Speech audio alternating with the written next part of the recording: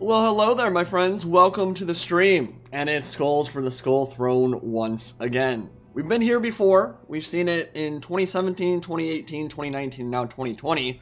And if you remember back to, I don't know, a couple of years ago, we got Krell. Then we got a Bone Giant. And then we got an Amethyst Wizard. And now it's time for the Black Orc Big Boss. So, we got a new hero for the Greenskins. And the first thing I want to do is walk through it, talk about him, look at his stats, see what's up, see if he's worth it. Because that's a big thing, right? Like, if they're going to add new content, it has to be worth it.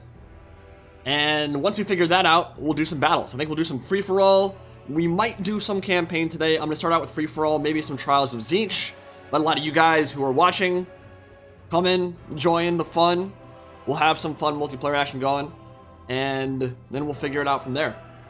So, I did change my audio a little bit. I noticed, I don't know why, but on OBS, my voice was super, super loud. Like, the gain was way too high. So that's been happening in a couple of the last streams.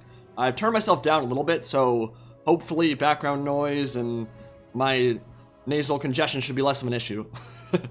So, this is the Black Orc Big Boss. Looking at his stats right now, let me know audio's all good, all that stuff. When can we get it? You should be able to get it now, man. It's out for everybody. They are having issues today. I'm not sure what the deal is. They pushed the update, and it wasn't immediately available for everyone. I think it might have been like a Volvo issue.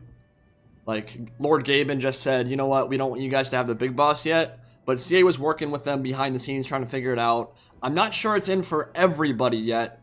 I think they still might be having a few issues, but I have it. I know other people who have it at the moment. Some people said they had voice actor issues with him. I went in, tested him real quick. He was able to speak for me, so hell. I don't know, guys.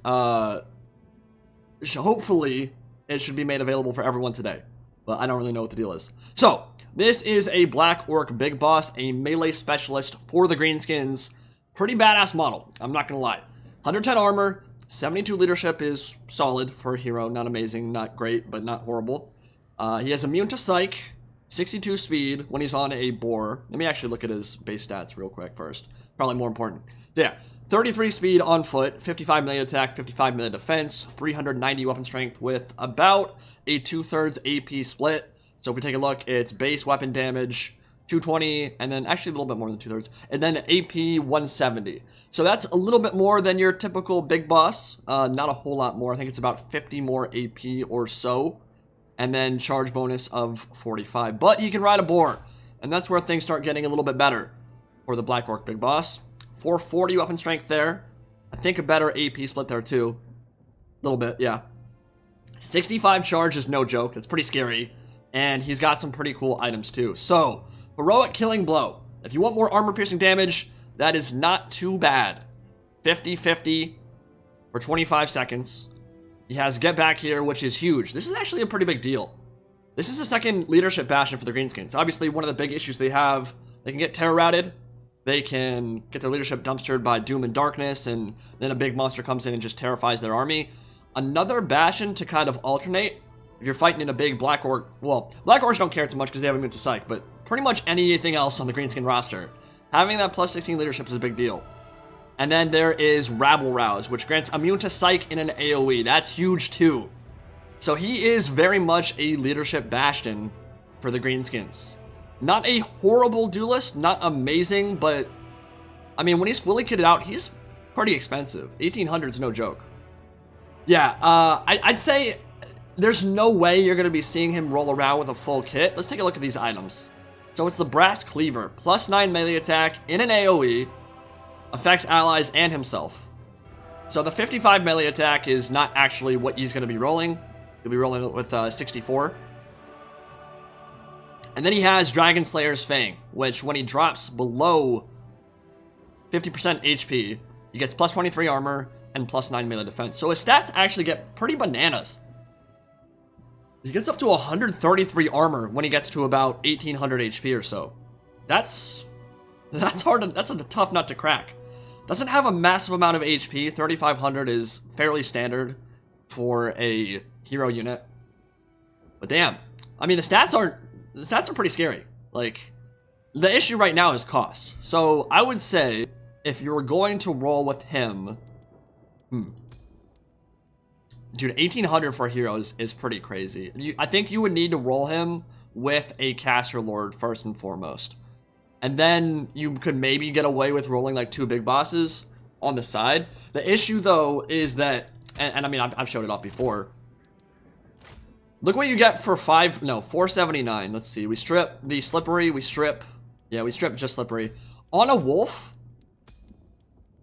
this dude costs 479. And while his stats are obviously nowhere near as good, he's got this debuff right here. They need stabbing.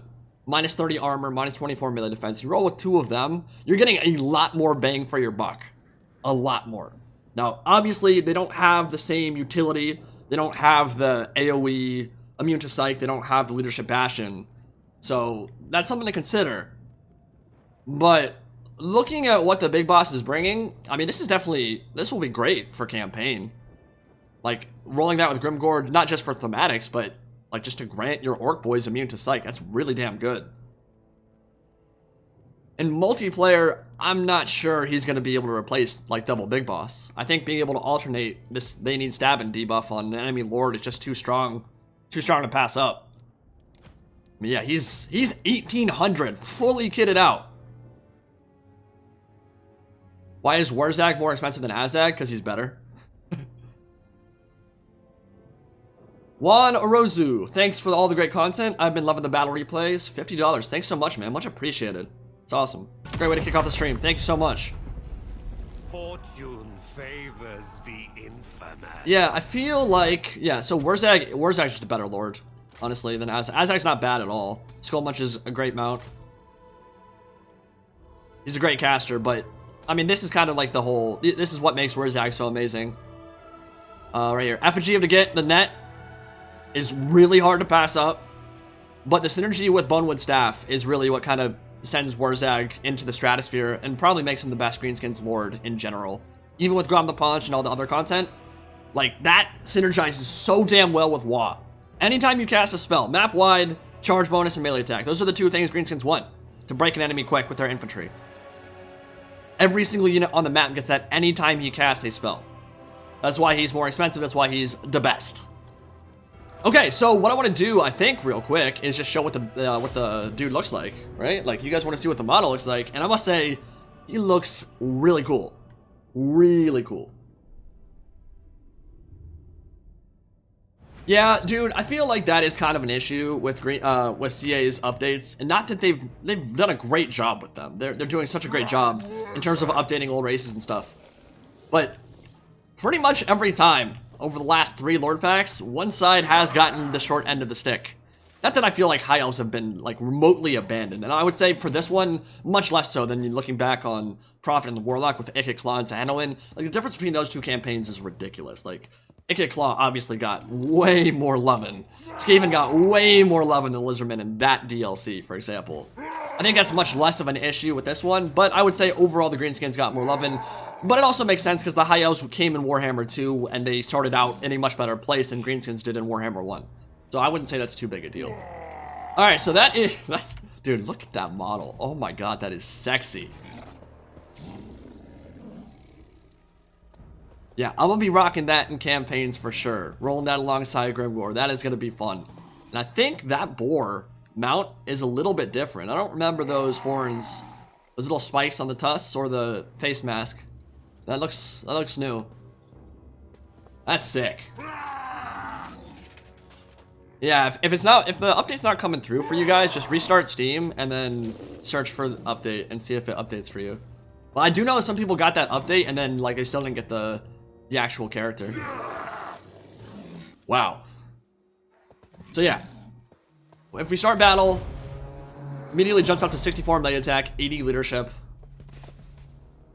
I mean, double big boss, that's a potent goon squad, for sure. I mean, the stat line's not bad at all. I just think the expense is kind of going to be the bigger issue. I don't think there will be any problems rolling him in campaign. Unfortunately, I don't know if Grimgore or any of the other legendary lords are going to be starting with one of these guys in their arsenal. So I don't think I could easily jump into a campaign right now and just like show off his skill tree. I don't know if there's an easy way to do that. Because I won't be able to recruit him until we have a Black Orc building, which would be quite a few turns in. But yeah, that's him. No one cared about the WoD till I put on the mask. Yeah, I am kind of getting Bane vibes from that for sure. Okay, so that's him. I think what we want to do now is jump into some free-for-alls and some Trials of Tzeentch stuff. And if anyone has an idea on how to quickly look at his skill tree, I'm all ears. I'll be totally down to look at it and analyze that, but I don't know how to quickly get to that. I mean, maybe CA decided to give him like a Black Orc Big Boss to start, but I doubt it. I feel like that probably didn't happen. Okay. I am going to host a free-for-all battle in multiplayer. Password's going to be 9. Game name is going to be called milkandcookiesTW. If you are interested in playing, jump on in. Let's get some games today. And I think someone should probably bring the Big Boss. What do you guys think?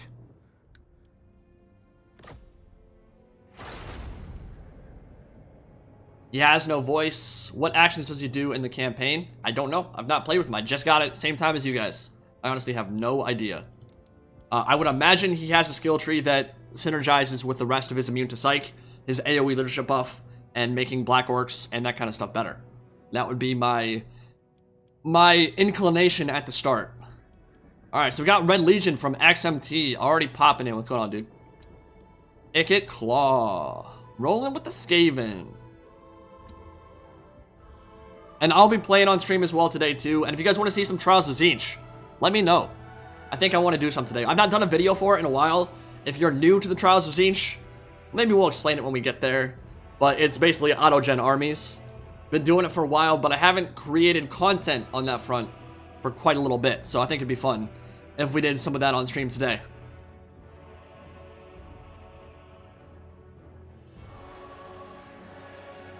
I do have an old Greenskins campaign save. What I don't know, though, is whether or not it will retroactively join the party. So we can take a look at that after a couple battles here. That's probably not a bad idea. I could go into a Grimgore save. I do have a Black Orc building there, obviously. And we can take a look and see if I can recruit one and look at his skill tree. It's a good idea. Okay, but sometimes those units don't retroactively join your campaign. Sometimes you have to start a new one. I think you might have to start a new one. That's usually how DLC and free LC units work, but maybe we'll get lucky. Alright, Red Legion. You are the people's champ.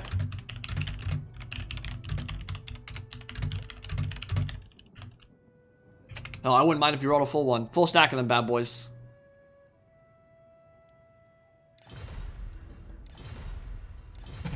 Alright, we're gonna go... What map should we do?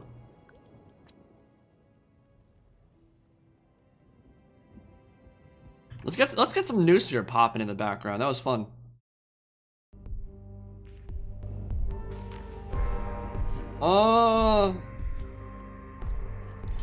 Coming at y'all. New raps. New big bosses. Let's go. Alright, I think we got Red Legion doing it. Yeah, he's rapping orcs. We gotta have one orc player at least.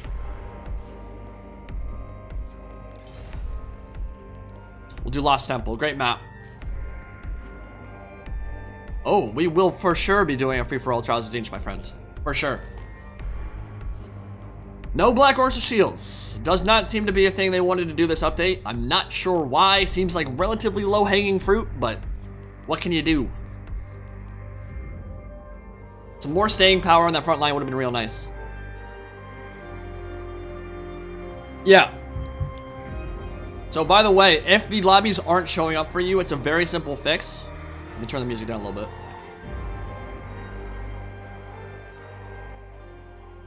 If the multiplayer lobby does not show up for you, it's a very simple fix. All you have to do is go to your Steam, open your Steam overlay, go to Steam in the top left, go to settings, and change your download location. If you don't know how to change your download location, type in Google, how to change Steam download location. All you gotta do is set it to Washington, DC, or US East. Should be the same thing. And it will make it... All you have to do is restart Steam. It will have a new download location, boot up the game again, and lobbies from that area of the map of the world will show up, and you can easily join. But you gotta restart Steam first. And then you can just change it back whenever you feel like it. P-Chat Tron with the €5. How is it going? It is going very well, my friend. Thank you. How are you doing? How are you guys doing?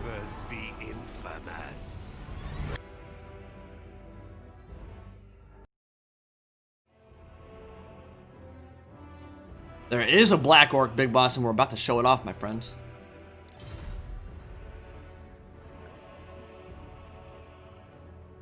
Yeah, just don't spam or be a douche.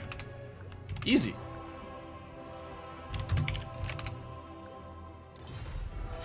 Let's get it popping. Black Orc Big Boss keeps crashing my campaign. Seems mod doesn't work well with the well, yeah. My friend, there's a new update, so people haven't updated their mods yet. As soon as people update their mods, you should be able to play with it, but the patch just came out, so yeah, most of your mods will not be working right now. I don't think it's the Black Orc Big Boss himself causing it. It's just the fact that it's now a new patch, so people's tables probably got messed up a little bit.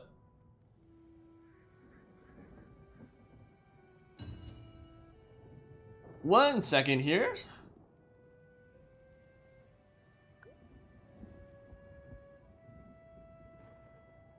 Connor with the $10 stuck at work, so give him a proper fight. That'll be all up to Red Legion, my friend. I'll probably jump in the next game, maybe with the Trials of Tzeentch free-for-all, with the auto gendarmies. And I'll do it with Greenskins, and I'll probably drop one of my units and then just add a big boss or something. That might be fun. Arvos Crusader in the black and red. Playing Vampire Counts, Ikit Claw, rocking the MH clan. Not playing Skaven. He has betrayed his people, as Skaven are wont to do. Now playing as the Azure. Imposter style. DJ Seahorse as the Von Karstein vampire. So we got 2 vampire players for some reason. Imagine that. We've got all this racial diversity. And people still want to play the same races.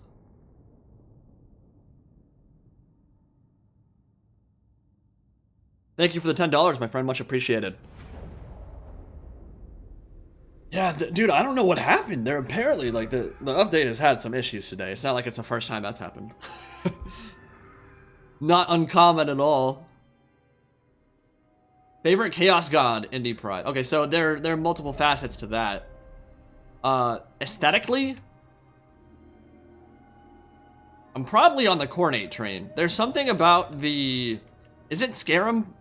I think it's Scarum pattern helmet that the Khorne Berserkers wear in 40k. It's the 2 Berserker crests on top of the helmet that just looks unbelievably badass. If Khorne Chosen aren't rocking that aesthetic in Warhammer 3, I'm gonna be pissed. Like, super pissed. I like Khorne for their aesthetic. For playstyle, it's all Tzeentch, all day long. Paul Ferrali, thanks for all the great content. Excited for the Black Orc. I'm just very, very hopeful they do Chaos right in Warhammer 3. Here's to hoping for Tzeentch. Right there with you, man. Yeah, playstyle, I've said it before. Tzeentch, I'm all about it. Like, light glass cannon, infantry, and cav that's hyper mobile, hyper fast with AP. That's just a really cool playstyle. That's going to be really fun. Demonettes is your front line. Hellstriders out on the flanks, moving at like 95, 100 speed. Fortune favors the infant. And you've got the Fiends of Tzeentch that are also rocking like 100 speed. Single entity monsters are going to be squishy as hell, but really powerful in CQB, able to deal a ton of damage very quickly. High charge bonus, high armor piercing, and then Keeper of Secrets, surrounded by this like narcotic musk. It makes people want to get jiggy with it. And I don't know, like a 18-foot tall titty snake waifu. Like, it doesn't get better than that, my guy. Okay. So what we're gonna do is pop this off so we get a little bit of a camera. Debug cam is great for those close-up shots, but when you're actually moving the camera around, not as good. Greenskins. With new content and the Warden and the Paunch, stone trolls are, well, they look like trolls. You know what they are. You've seen them. Let's find the big boss. Here we go. Oh, someone readied up immediately. Oh, rude. Okay, XMT Red Legion is rocking the AoE immune to Psych, the Dragon Slayer's Fang, so that when he drops below 50% HP, he has that 23 armor and 9 melee defense, and Heroic Killing Blow for the extra dueling. Now, he doesn't have a lot of dueling potential alongside him, so it's pretty much just him, right? Like, I don't know how impactful that will be. I don't think he's going to have like a massive amount of kills, but you get him on top of like a caster or something, he's going to murder him pretty quick. That's why you put him on the board. Stone Trolls, Night Goblins, Black Orcs. Fairly thematic build. Is it Imric of Kalador? It is indeed. On his Star Dragon Midnight Ethnir, rocking that absurd stat line, Lord of Dragons, and the AoE Wah, the map-wide Wah. Mirrored Wah, he's like Altharion. Oh, that was a loud scream. Relax. Relax, Fire Mage. So double dragon, the dreaded double dragon. 3 Illyrian Reaver archers, a nice little defensive formation. Oh, we've got some... what is going on over here? There's some Vanguard shenanigans, and they better get away from these Hex Rays, because they will tear them off the map in seconds, and neither players noticed them yet, finally. That took a while. They were not expecting it. DJ Seahorse with Von Karstein Vampires, Vanguard deployed on the flank. We have a Banshee. We have a very ethereal-themed army. I like it from DJ Seahorse. Got a Mortis Engine, a Banshee. We do have Vlad Von Karstein himself, double Banshee, actually. That's going to be pretty powerful against Greenskins, but Effigy of the Git will be a problem for them. So will Magic Missiles if they're able to make contact. Blood for the Blood God, Skulls for the Skull Throne. Yeah, a lot of games on sale today. I'm not getting paid for this at all, so if you're worried about that, don't. But there will be, I think, most DLCs and most like Warhammer content, besides like really new stuff like Warden and the Paunch, should be on sale today. So if you're looking for some of that, might be a good time to buy. I don't know. I've not looked at the sale itself. A lot of it is 75% off. I did notice that. So that's the Von Karstein build over here. We got zombies.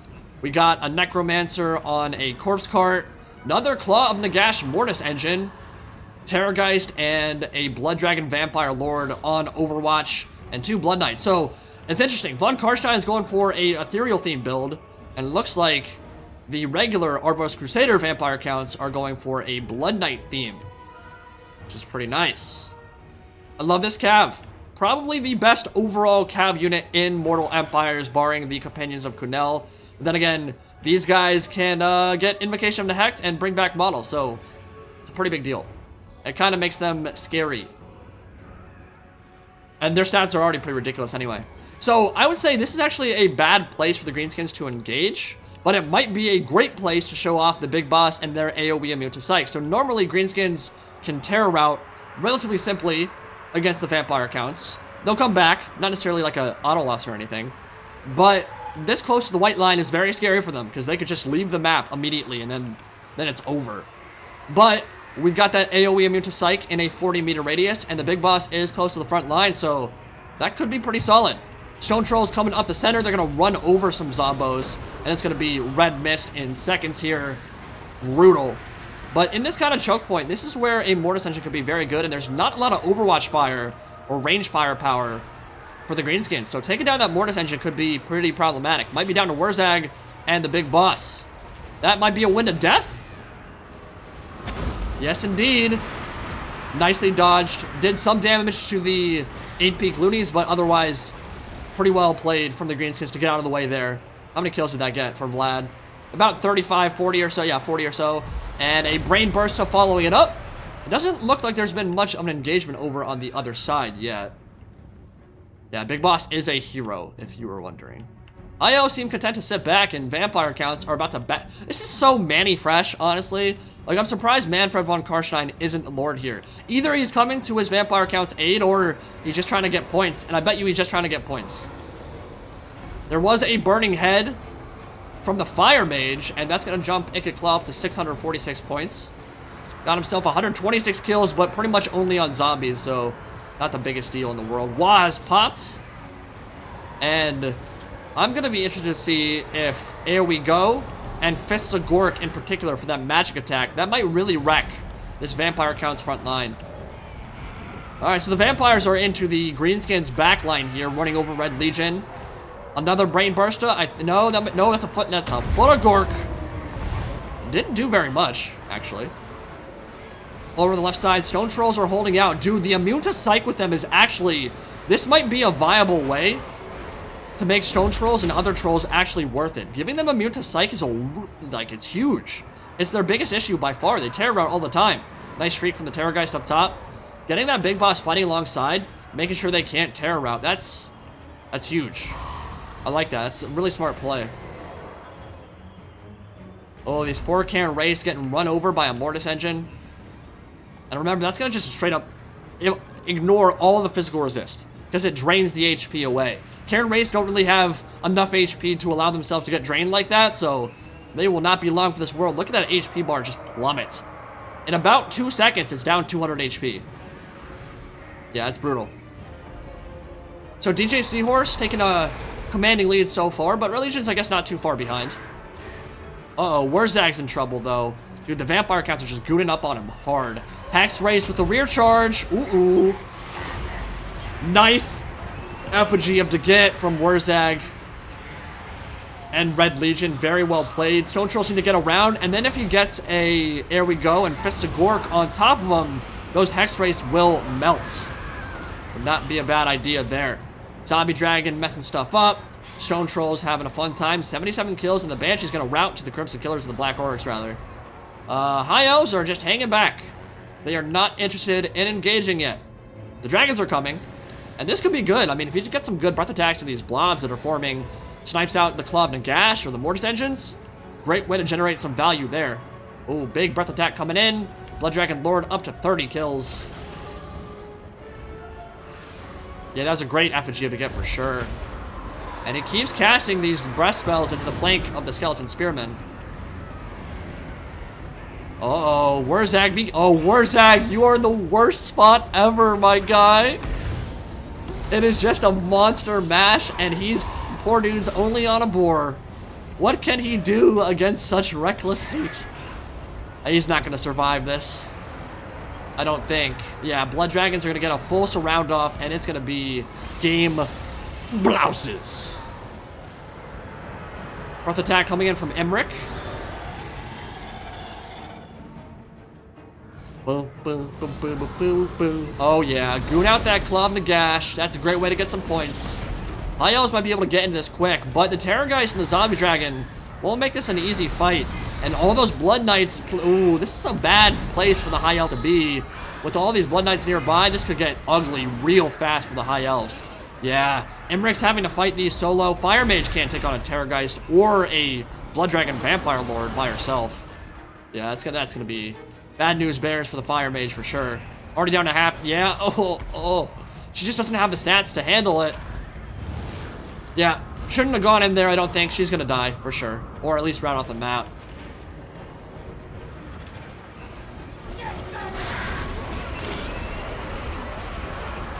Oh no. Walmart Dragon.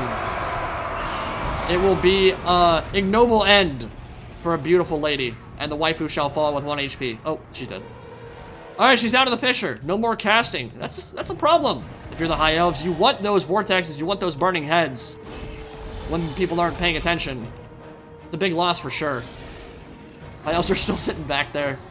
Icket Claw, you might want to move up. You might be running out of ways to get points here if the Greenskins and the first Vampire Counts player lose all their stuff. Greenskins are off the field, and I don't think Red Legion has any chance of winning this game now.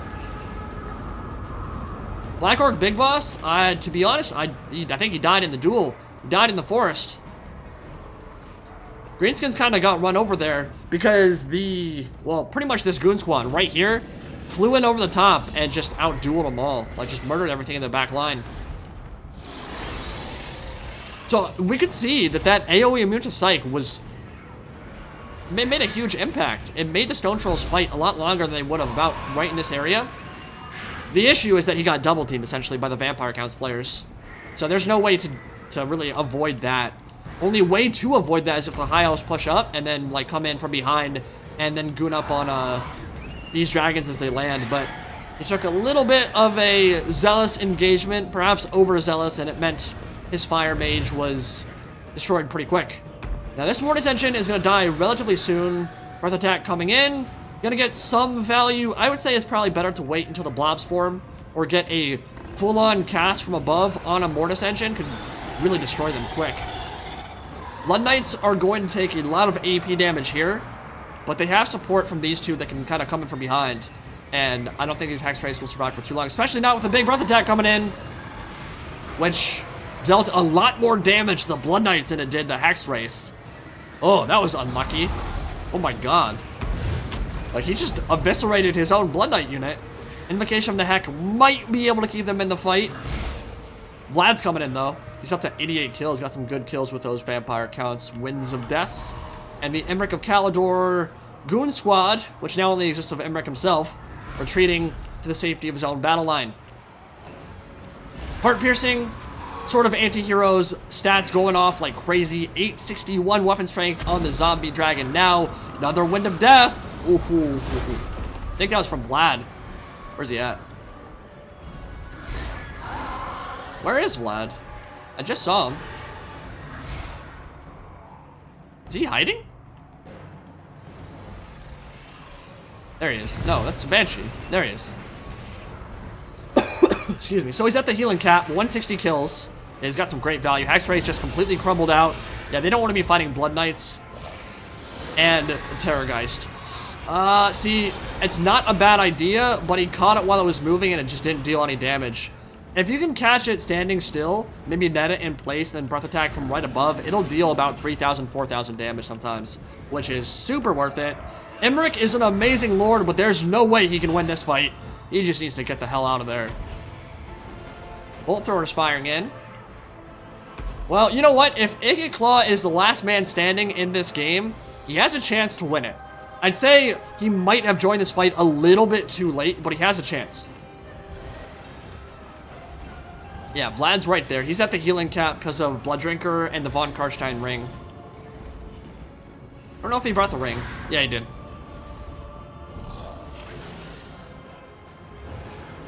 Okay, so this is a Spearman front line, not Silver and Guard. Don't know if you guys have heard too much about it yet, but Silver and Guard are really damn good. Like, really strong. 800 for the price of 800 gold, like their ability to stay put in a fight and just hold the line is extremely impressive. So kind of surprised he didn't go for them. Paul Ferrali, $10. What are your thoughts on Chaos for Game 3? Great Book of Grudges seems to think we will only get one faction undivided with split units from all gods. Well, I'm hoping for 4 separates of each god. I think we will get separate factions. I don't know if that'll be immediately on launch day. I think we will get 4 separate factions. I think it's too much content to pass up. Too many Lord packs to pass up. And it'll be the focus of Game 3. It doesn't make sense to only do one undivided faction. It really doesn't. So yes, I think we will get a full Chaos roster with the 4 separate gods. But I think we will also get undivided as well.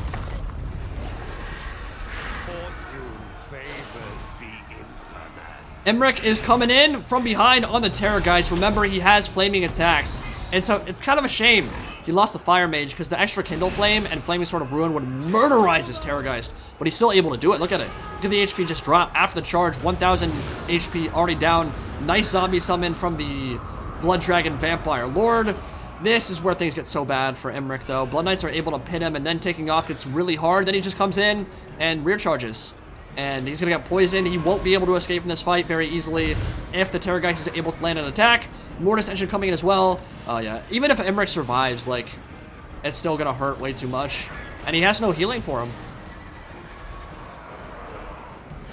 Nicely played. Very nicely played from Arvos Crusader there. I wonder if that's 13 Crusader 13. I don't think so, but if it is, apologies. It might be.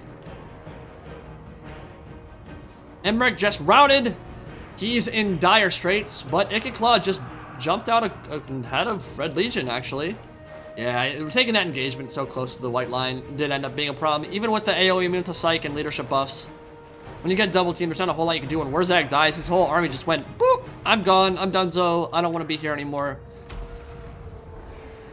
And they pieced out. And I think Armos Crusader is going to be able to take a commanding lead here. Emmerich is going to die 100%. He will not escape. Minaith shall fall. As he gets dry humped into submission by the vampire counts. Well, see, there's nothing wrong necessarily with trying to, like, goon him out and, like, move in and strike where you're able to get some points with just your dragons and leave your army back. There's nothing wrong with that play inherently. The issue is he did it when there were a bunch of Blood Knights and the Claw of Nagash and other stuff nearby. He is going to be able to kill this. This is about to blow up. Oh. God, Warhammer is so cool. I love it. I love it, I love it. Terrorgeist about to feast on the back line, and he's actually better in this role now. If you guys remember in the most recent patch, the Total War update, the Terrorgeist lost some of its bonus first large and weapon strength, I think. But what it gained was better melee attack base. So it had 26 melee attack base, which makes it very bad against infantry. It almost never hits. Now it has higher base melee attack, which means in a more variety-filled role where you need to tackle a variety of different targets, the Terrorgeist is better at doing so now. Because it has more like 34 melee attack, I think. So yeah, lost like 10 weapon strength, which is no big deal for it, but gained like 8 or so melee attack, which makes it way better against infantry. So I think that was probably a good change. Vlad is still fighting. God, he has 261 kills. What a lord. Oh, here we go. I recommend moving your spears, Ikka Claw. I don't recommend going AFK. Gotta move some of these back here, my friend. Gotta get a full surround off of those Blood Knights and kill them off if you can. Oh, Black Orcs coming out of nowhere, dude. Where did they come from? Eating some bolt throwers. Red Legion has not given up yet. I wish the Big Boss was still alive. I'd love to get some close-ups of that bad boy. Do I think there will be an End Times campaign in Warhammer 3? Not explicitly. I don't think they'll do like an End Times DLC, but I think we're going to get a lot of End Times characters. And I think the setting will kind of be reminiscent of End Times anyway, because Demons will be in the Ascendancy, Skaven will be in the Ascendancy, we'll be getting stuff like Thankwall and Vermin Lords and Storm Fiends, I think. So it'll feel like End Times anyway. It just won't have some of the rather stupid story arcs that were a part of it. Maybe no Malekith Phoenix King, you know what I'm saying? We'll see though. Oh god, he's levitating. The Terrorgeist is levitating, boys. Up to 60 kills now. He's also at the region cap. Oh, poor archers had no chance back there. Daddy Vladdy. Yeah, XMT Red Legion, man, he got double teamed hard. No mercy. Illyrian Reavers fighting Vlad. He's getting pushed over, but he's no slouch in melee. Dude's up to 300 kills from all those Winds of Death, man. That's disgusting. Kill something. The pimp slap. The backhand of the gods. Who is this man? No one can stop his rampage. He's too strong. He's too powerful.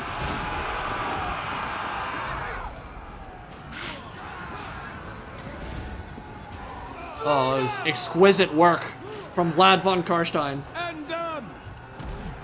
Oh, he's doing the Das Boot, the Spartan kick. Is it over? Or someone dropping? It's not over yet.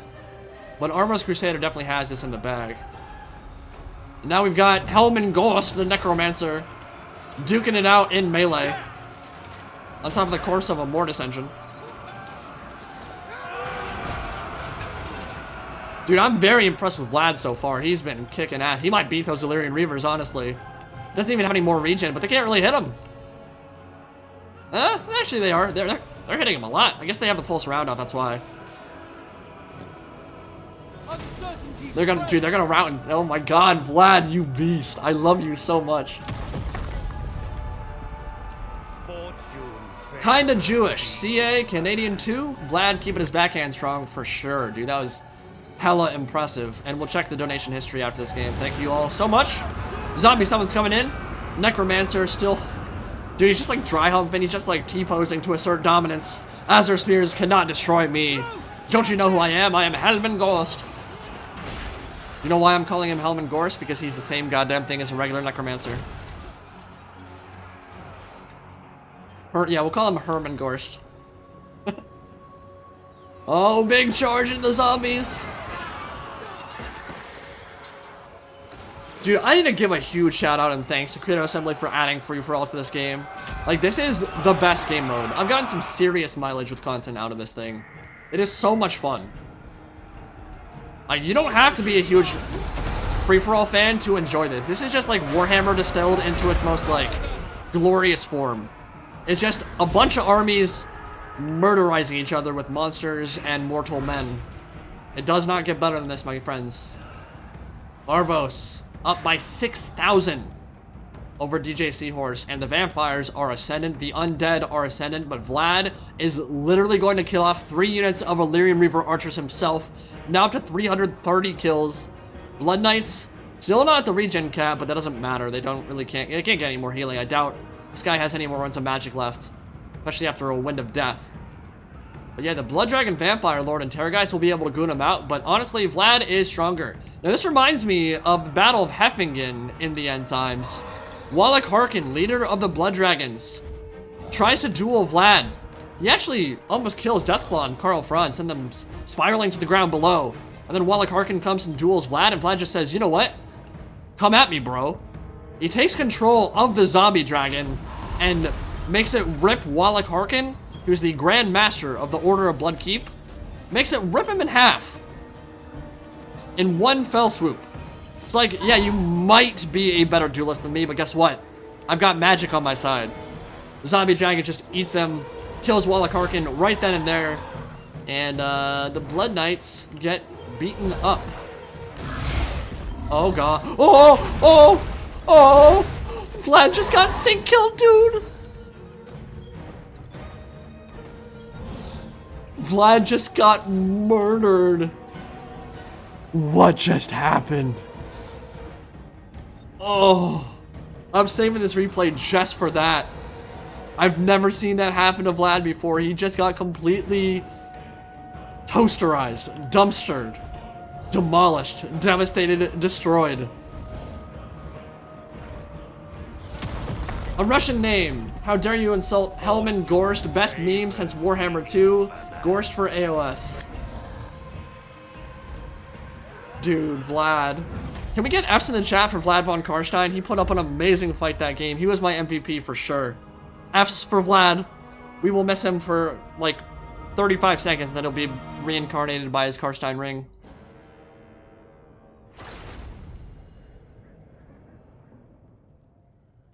Incredible. Oh my god, that was so much fun. Okay. Vlad with 334 kills. X-Race didn't have a great time. They got chevrons. I don't know if those were earned or given. I think those might have been given.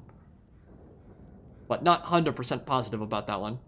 Karen Race, ooh, 0 kills. Impressive. So yeah, the full ethereal build didn't work out amazingly well, but Vlad was a monster, and I love the thematics, so hats off to DJ Seahorse there. Arvos Crusader, commanding lead, 20,000. Rocking the 120, oh, silver chevrons on that Terrorgeist and the Blood Knights. Very well microed. I like this build. Honestly, this is probably, if you want to do well in free-for-alls, this kind of build, very top-heavy with great elites and very cheap fodder infantry is probably the way to go. Because infantry is just going to get blown up by breath spells and winds of death and whatever. Hard to dodge it. So if you just go for a very cheap front line and then get a bunch of heavy hitters that are highly mobile and can go wherever, this is typically how I like to play free-for-alls, and it worked out well for him here. Ikit Claw, 272 kills on the Fire Mage. Must have got some great burning heads that I missed. A lot of stuff going on there. And yeah, I think you probably got a little bit overzealous with the Fire Mage, but it wasn't a bad idea. Just gotta pick your time to land. And he got swarmed as soon as he did. Emrek 72 did okay there. And Red Legion, well, he fought too close to the white line. Flew too close to the sun. Icarus, his wings were burned off, and the Black Orc Big Boss, well, we'll get a better showing from him soon. Still, I like the idea. The AoE immune to Psych really helps out the Greenskin front line. Maybe even just putting one on foot with a bunch of maybe not Black Orcs because they're already immune to Psych, but like maybe a Savage Orc Big Online, or maybe even just with the Orc Boys. I think that will have its uses. Will it be meta? Probably not, but I think it'll have its uses. Very good game, my friends. GG. Gonna get some new players in. And hell, I might jump in.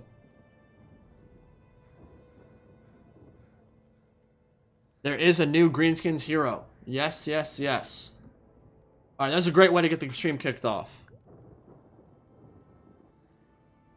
Tell you what, I'm not gonna jump in yet. We'll let a couple more subs join the party and show. I'm gonna kick everybody. Thank you guys so much, and if no one joins, you're more than welcome to come back in, but for now, kicked. Love you guys. Well done to Arvos Crusader and taking the win there. And let me check donation history real quick, just so I don't forget.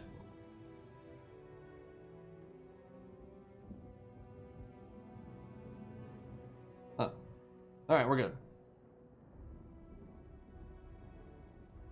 Thank you for the 200 rubles. Actually, I don't know if I actually... What did I read what he said? A lot of F's in the chat. Gotta go back up. How dare you insult... Yeah, I did read that. Thank you for the 200 rubles, my friend. Alright, so we got FFT 2003, Decoli, Placey, and Disturbed. We're gonna get a new map and a new free-for-all. I will again insist that someone rock the Greenskins and a Black Orc Big Boss. And if you want to bring more than one hint hint wink wink, do it. We'll get some more close-ups with him today. So maybe FFT will be our champion. Yeah, you know what? Let's do Trials of Tzeentch. But whoever's playing Greenskins is free to drop 1 or 2 units to get some big bosses in their army.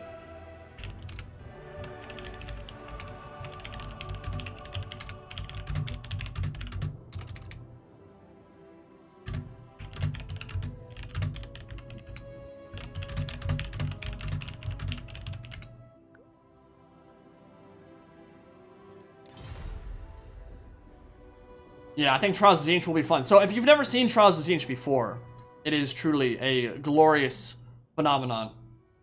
Why can't I go back down on my chat? What's happening?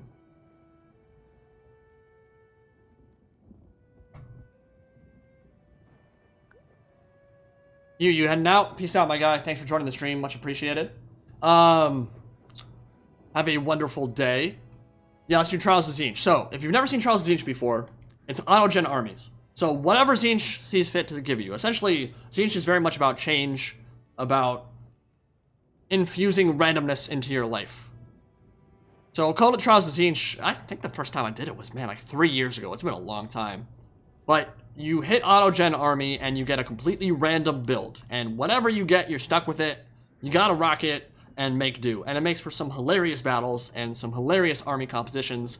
Many of them are bad. Sometimes the ones you'll get will be very good. I've had some great auto-gen armies before. I've had some truly atrocious ones. So it's very random, and that's the point. But whoever is playing Greenskins, if you're listening to the stream, make sure you get some big bosses in your army. And we'll see what happens. Yeah, the password is 9 if you're trying to join. Obviously can't join now because we got a full party, but... How come Blood for the Blood God 2 isn't on sale? How much is Blood for the Blood God 2? Like $2? That's probably why. And honestly, it's a corn-themed event, right? Like, making it cheaper for people to buy blood. Let's go. Like, you can't do that. Blood comes with a price. If you will sacrifice in Korn's name, you must pay for it. Matt, $20. Whoop my bum at Total War was a fun game.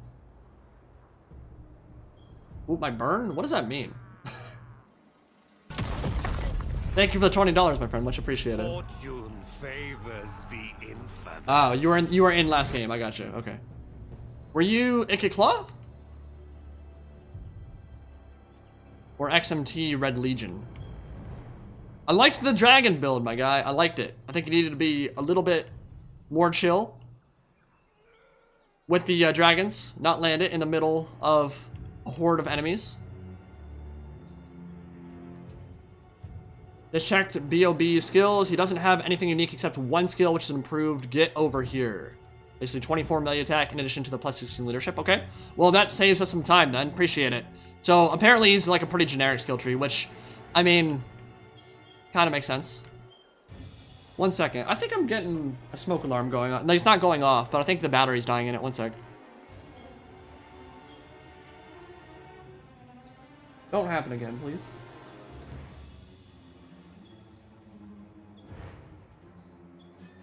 I don't hear anything. Huh. Yeah, I'd rather not have a smoke alarm go off in the middle of my stream. Dude, that might be happening in my game. What is that? What is that sound? That's bizarre. That's coming through my headset, I think. Can you guys hear that on stream? It's not like loud, and it's not happening that often, but I'm hearing like a beep, beep, beep.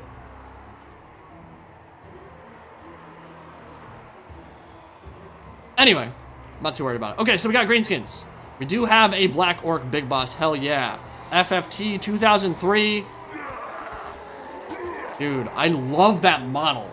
Like, props. That looks sick. The tusks, the whole aesthetic, the full armor, the 100, yeah, he gets 130 armor when he's below 50% HP. Like, that's just badass. That looks so dope. Gradle 13, $5. How do we get the Black Orc Big Boss? I started a new game and I couldn't find him. Check your custom battle and multiplayer first. If he's not there, then the update hasn't worked for you. As I said at the start of the stream, it hasn't been working for everybody yet. I don't know what the deal is. I think it might be a Valve issue. They pushed the patch, and for some people, they're just saying they don't have it. It seems like most people at this point do, but not everyone. So check your custom battle multiplayer first, and then restart Steam, and maybe that'll do it for you. Alright, we're gonna do this again. So yeah, we got the Black Orc Big Boss on the field, which is dope. For Dakoli and the Skaven, Natty Bubo Sharpshooter Sniper teams, we've got some Skaven Slave Slingers that generate really good value for their price. Doesn't really get much more cost effective than that. Dwarf Thing Menace, Black Hole Flayers, so he's... this seems like an auto-gen army, for sure. That's a lot of weapon teams and artillery to protect. Does have a Master Assassin. Yeah, there's not a whole lot of synergy here, but a lot of firepower. So if a blob forms, he could do some serious damage. Over here, we've got Chaos and Disturbed. Forsaken.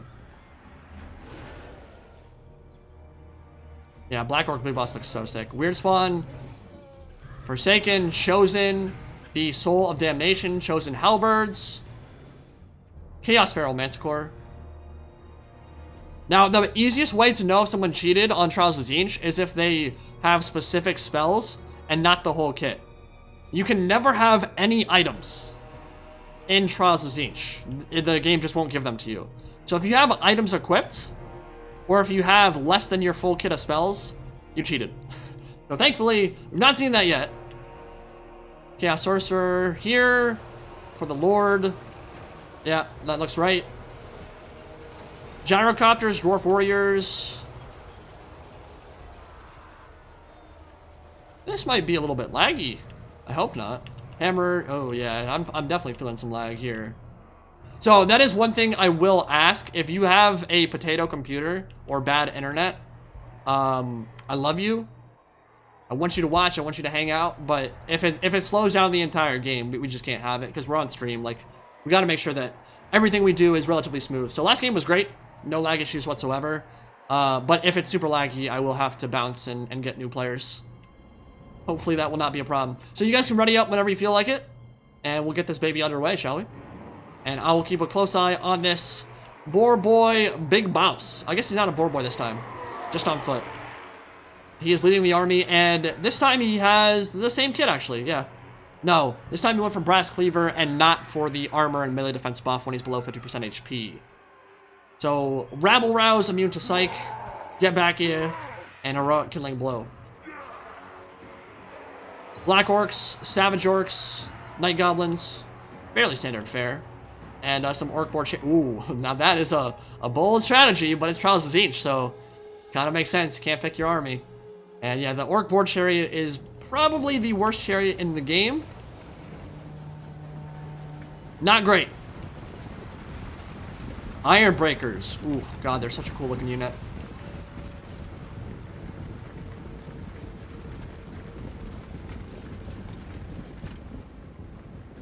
How do you get that slow motion on the camera when moving? Okay, so all you gotta do for cinematic smoothing, I'll show it off right here.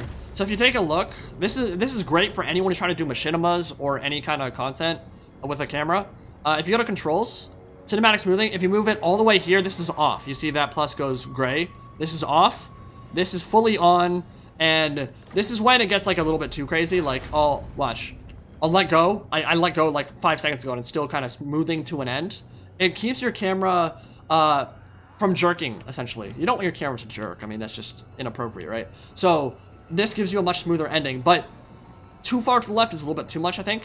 It's great for these kind of shots, like when I'm moving back and forth, because the camera doesn't jerk, right? Like it's a smooth transition, which is great.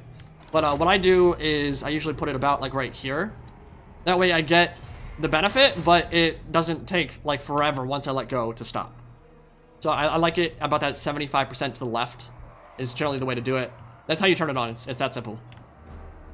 Alright, so he has Iron Drakes, a Thane, not with the fire weakness trait, which is unfortunate. That would have really helped with the Iron Drakes.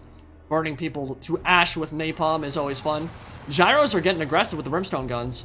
And honestly, ooh, I like this play. So if he's able to take out the Manticore early, he'll have free reign to just sit on top of this Soul of Damnation and take it out early. Which will make me kind of sad, because I want to see it shoot sticky... Oh, nice bomb. I want to see it shoot sticky icky ectoplasm across the battlefield and drench enemies in its hot goo, but I don't think it's going to be able to this battle if the gyrocopters have anything to say about it. They're going to do some serious damage for sure. Yeah, Soul of Damnation already down to about half HP, and he's got 3 gyros to only 1 Feral Manticore, so he really can just kite this thing out, lame it out, kill it, and once that's dead, you can destroy it to its heart's content. Why are Orc board chariots so bad? Weren't they updated? No, I don't think they might have gotten like a small buff in this patch, like HP or armor or something. I know Board Boy's got a buff for sure. But in general, they're like, their mass isn't great. Their stats are pretty, they have great charge bonus. I think they have like 100 charge bonus or something stupid. 80 charge bonus, yeah. When Waz popped or Bone when Staffs popped, they get up to 100. But they just don't do well in melee. I'm not really sure what it is. I mean, the stat line isn't horrendous looking at it for chariots, but they're just overly expensive for what they do, and they just have issues that other chariots don't. I can't really describe what it is. Their combat potential is just not very good. They are probably the worst chariot in the game. Tirnock chariots are fine right now. They're not amazing. They're not great. Ithilmar chariot is like way overpriced as well, and we will never see them again because White Lion chariots exist now. Like, White Lion chariots are literally everything an Ithilmar chariot maybe should be. They're just like better in every single capacity. So yeah, the Feral Manticore is already rampaging, chasing after. It's gonna get shot down by brimstone guns hard. I would recommend not leaving your gyros in melee with it. You'll probably move that soon. Yeah, Manticore should rout really soon, and then you'll get the Hell Cannon. Over here, we have a hidden Chaos Warhound unit. That could be disastrous for the Skaven. I will ask that players do be aggressive here, so we don't have like a 35-minute game of staring into each other's eyes. As cute and hot as that would be, it will be more fun if we get some action going. Yeah, Skaven are going to sit back because they have artillery, and they're going to do some good damage with the Plague Claw catapults. Gotta watch out for the blobs. So people ask, why do people always go for the spaghetti formation, the spread out formation with your infantry? This is why. When you get into a square formation, more models get hit by artillery, you lose more HP, and it gets bad real quick. Yeah, it's gonna hurt. Oh, dude. So, you know what? The Avalanche Mortars actually got a buff in this patch as well. They are better than they were before.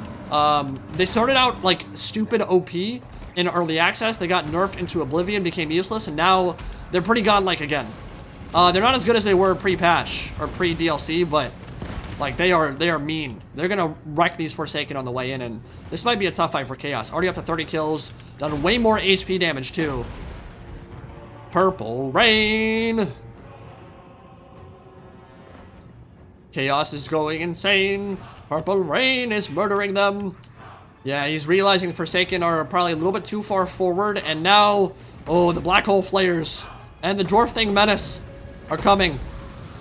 And they're gonna handle business. I like that play too. Get them blobbed up around the Doom Flayers and then just blow them to pieces. Poor Chaos Sorcerer Lord getting sniped. Yeah, Chaos is rethinking this, and I don't really blame them. This is hurting a lot. He doesn't really have a great build for actually pushing into this. It's all infantry, not a lot of mobility, and he's getting double teamed by everyone. Oh, people are being so mean to Disturb right now. Over here, we gotta fight Bruin. Where's that? Oh, please tell me he's not already dead. Okay, he's good. All right, Black Orc Big Boss ready to go in with a Goblin Great Shaman. We're about to get a duel. Oh, here we go.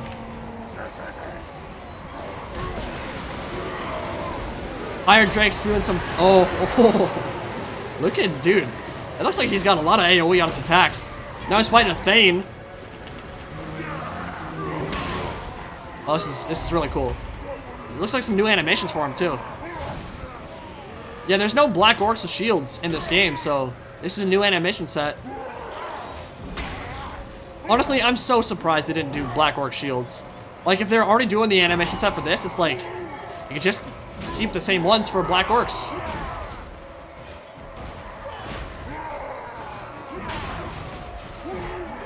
I should be able to beat a Thane pretty bad, I think. Yeah, he's taking him to Pound Town for sure.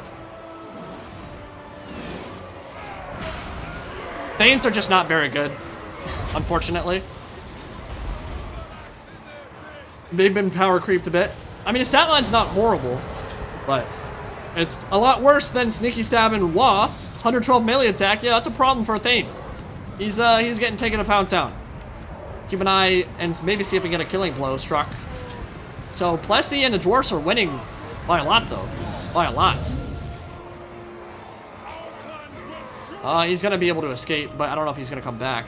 But he's 33 speed, 32. Yeah, you can't catch him now. Okay. So nice rear charge coming in from the Greenskins. Warboy Big Guns into the rear, tying down the Iron Drakes. Got the Spider Hatchlings too. That's a useful unit. Campaign exclusive. These guys, oh my god, they've not fired a single volley. No! Plessy, no! They didn't fire a single shot. Maybe actually fired one shot. One volley. That's not a lot of great value with your Iron Drakes, unfortunately. And the dwarfs have way more points. But that's mostly because of the gyrocopter. The infantry fight for them has been disastrous. Dwarfs just got completely face rolled. They're also in the back line though. Hammerers and gyrocopters fighting it out. I'm not sure whether the gyrocopters are in melee, but hammerers should do well versus Black Orcs, although they're not now because they're already depleted so much. Yeah, Black Orcs are gonna win that fight. Yeah, Dwarfs just got completely face rolled. Chaos was like, you know what? I don't want to fight the Skaven. And Skaven are in a great position to take this game because they have all this artillery that can fire in and not engage. Like, if he's just cautious with his engagements here, he can force the rest of the stuff to come over. Meanwhile, decimating it with long-range firepower. No, I don't think the Black Orc Big Boss will work in existing saves. I do not think so. That's typically not how DLC or free LC units work. Magic Missile, I'm not going to do a whole lot. Hit the trees right there. Oh man, Thane came back, but he's going to die. Yeah, gyrocopter's firing in. Doing some good damage.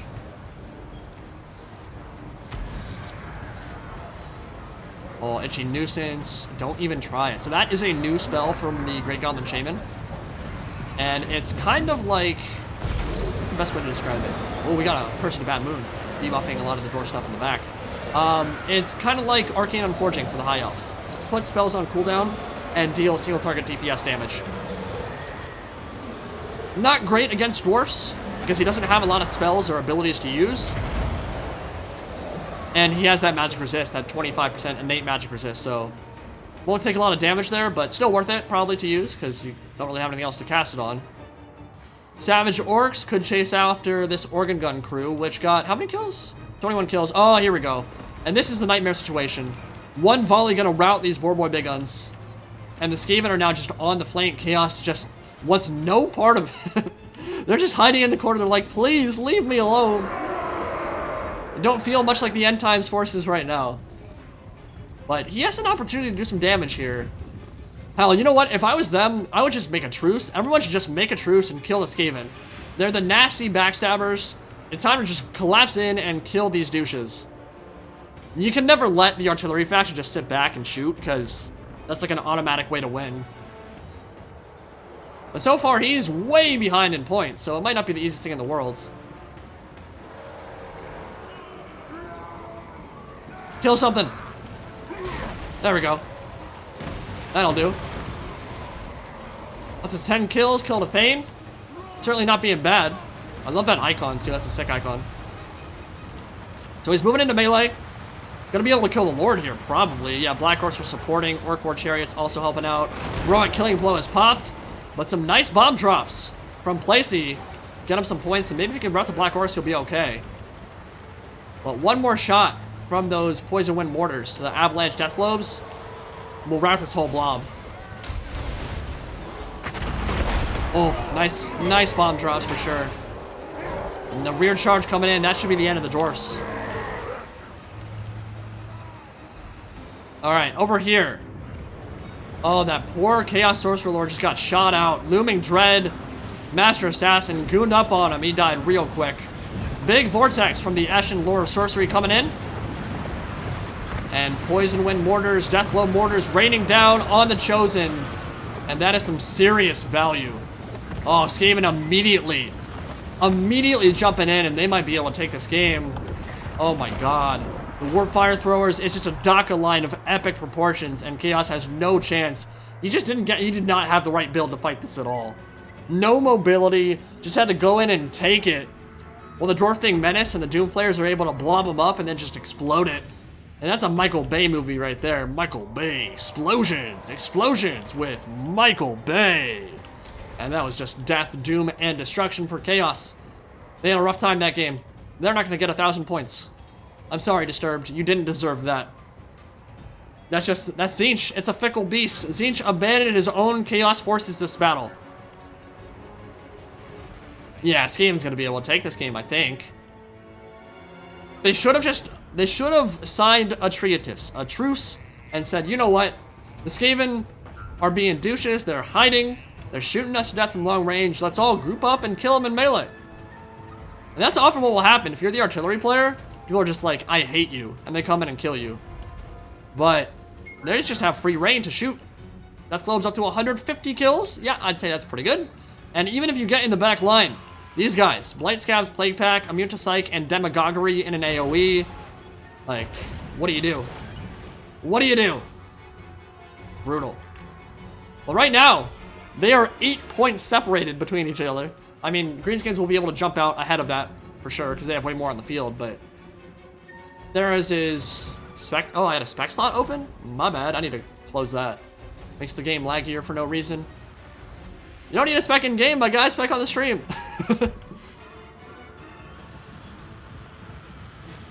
Tzeentch did it for the lulz. Yeah, dude. He no mercy. Just absolutely no mercy. Nice shots coming in. They're going to lose a model real quick. Running through them models like Leonardo DiCaprio.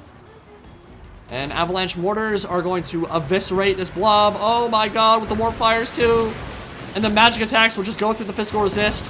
The Savage Orcs have no chance. This is the doom. But the Greenskins aren't out of it yet. Or are they? Oh my god.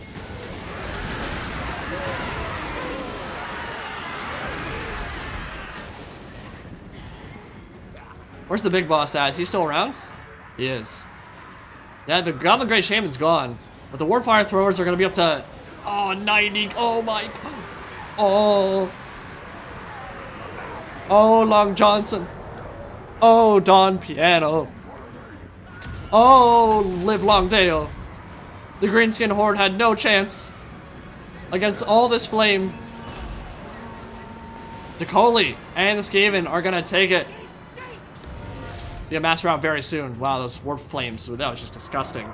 Chosen are back. They're going into melee for the Dark Gods. And then they're dead.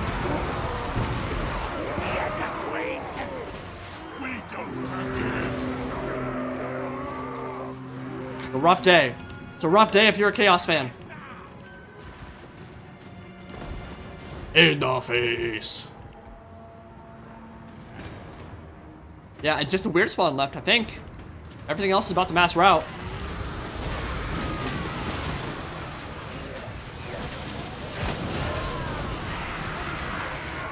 Yeah, dude, the greenskin approach there was probably not ideal. It's like, I'm gonna get in a long, thin column and let you bathe me in flame.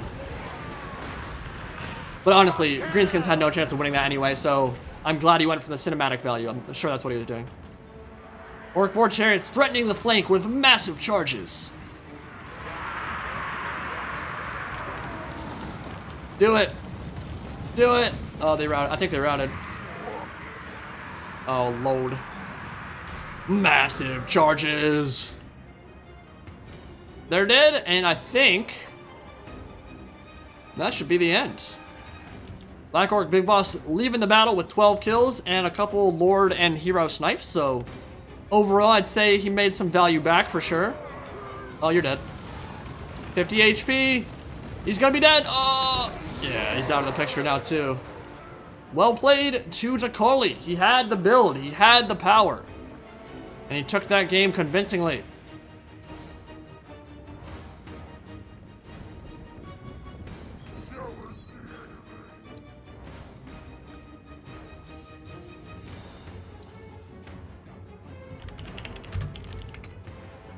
Just have them concede here to speed up the ending a little bit.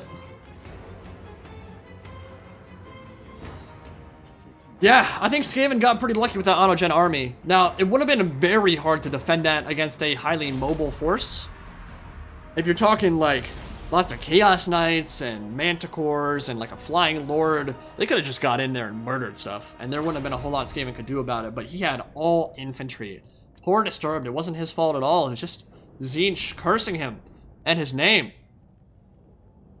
I mean, like, what? He had nothing. He had nothing to close the gap there. And Forsaken aren't exactly known for their tankiness in closing into melee. So yeah, they got destroyed. The Chosen got destroyed. Chosen Halberds got destroyed, and his Soul of Damnation didn't even get to fire that game. Feels bad. Plessy, on the other hand, did good work with the Gyrocopters. Managed to take out the Soul of Damnation and the Manticore. Did some damage to Chaos. Jumped out to an early lead. But the Black Orcs and the Greenskins were able to take a commanding lead in their fight, isolate the Thane, isolate the Lord, kill him off with the Black Orc Big Boss, and then Skaven came in and cleaned it all up for everybody. My god, look at those chevrons. Silver chevrons on Plague Cloud Catapults. It'll happen when you're shooting into Chosen. GG. Skaven are OP. Well, when they get all artillery and your opponent's all infantry, they can be. That's for sure. Chosen MVP, 8 kills combined, solid.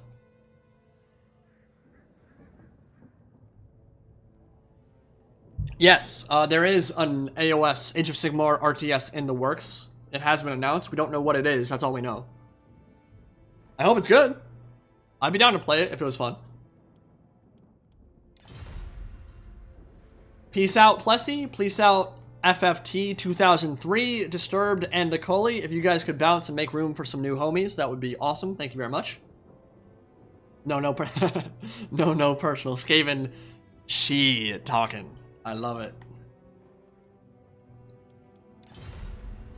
Can a European join the battle? Of course. If you have good internet and a solid computer, feel free. It's really first come, first serve, though. Password's 9 if anyone wants to come in.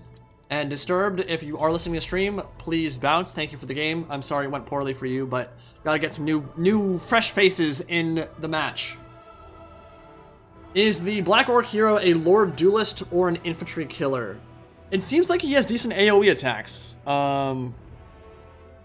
So I can't tell you too much whether he's like a god in terms of blending infantry. I'd say he's solid in that role.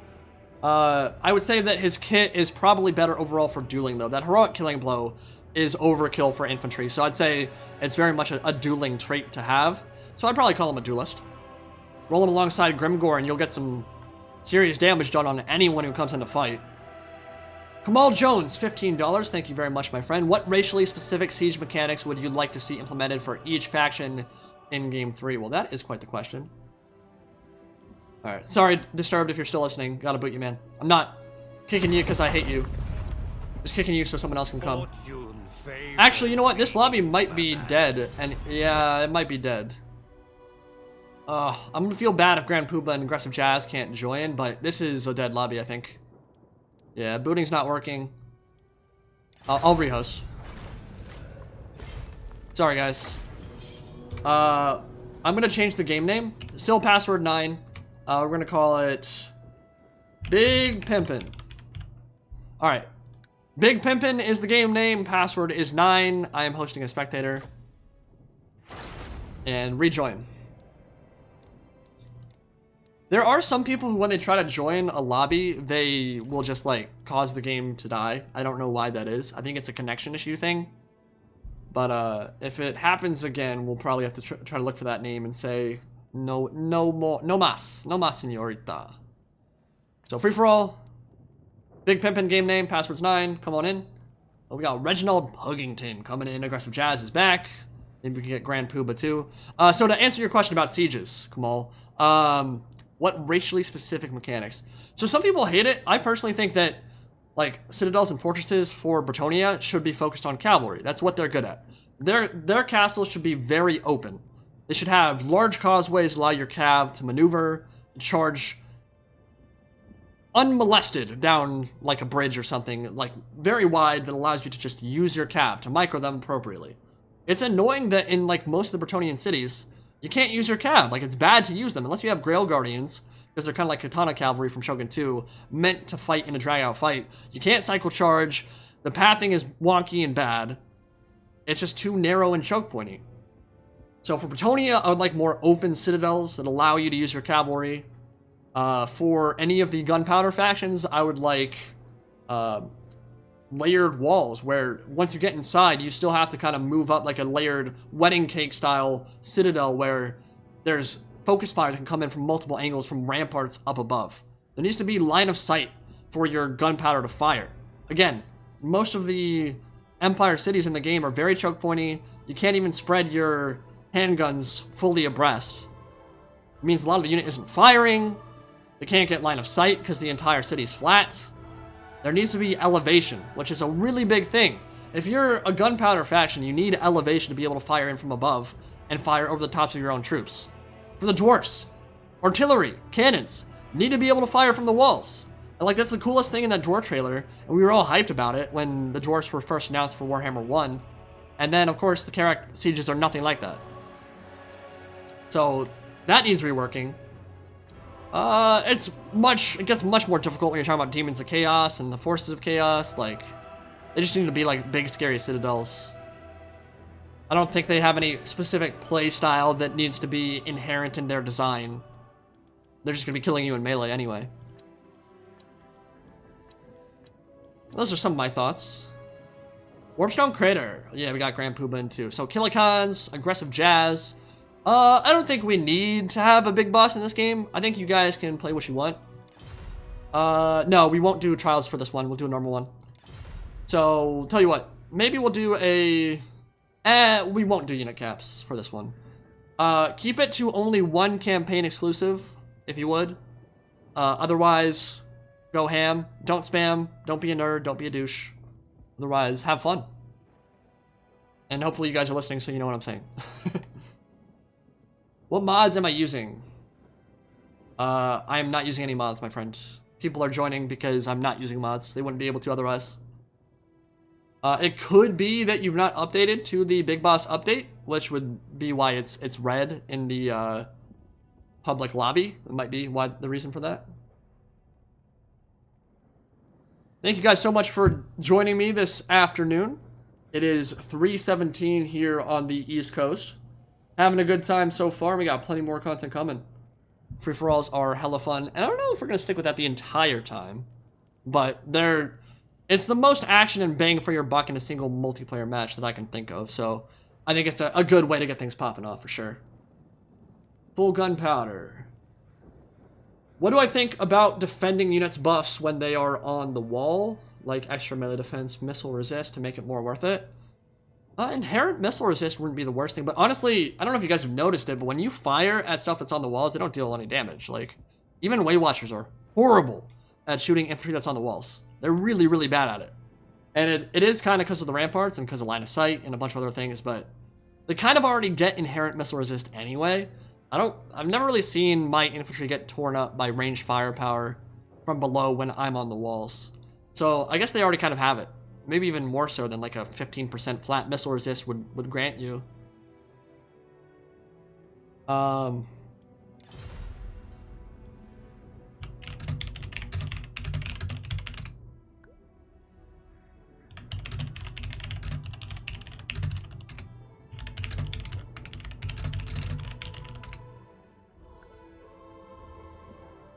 What do I think of siege battles in multiplayer? On custom siege maps, they're super fun and thematic and awesome, and I love doing them. They're a lot of work, so just to get them organized is really, it can be very frustrating, especially with mods. That's why you don't see them that often, but when I can get them organized, they're really fun. Might do, I think someone sent me a replay of Tori Vrest recently. I'll probably take a look at that soon. See if that's worth casting. I have seen parts of the new Tori Vrest map, and it looks great. It looks like it'll be great for a video. Kind of a nice change of pace, and leaning towards maybe how sieges will start functioning in Game 3. Because we know they will get reworked somehow. James Wood, thanks so much for the awesome content. As always, love this game and love your content and insight. Keep it up, my good man. Thank you, my friend. Much appreciated. Will do. Do high-quality troops give more XP per kill versus low tier? Yes. So if you dealt, like, 500 damage to a Star Dragon, that will give you a lot more points, or Chevron experience, than it would doing it to a Gobbo unit, for sure. Yeah. So often you'll see and actually single entities earn XP easier too. Like a Star Dragon, in like one breath attack can earn a Chevron, if it's a good one. Which is kind of counterintuitive. You would think that the more elite you are, the harder it'd be to earn a Chevron, because it's easy for them to kill Gobbos and whatever. But it's not actually how it works. Maybe it's because they can deal with large single entities better. So when they land a big attack on a Shaggoth, it'll deal more damage, and in turn they get more XP that way. Could be why.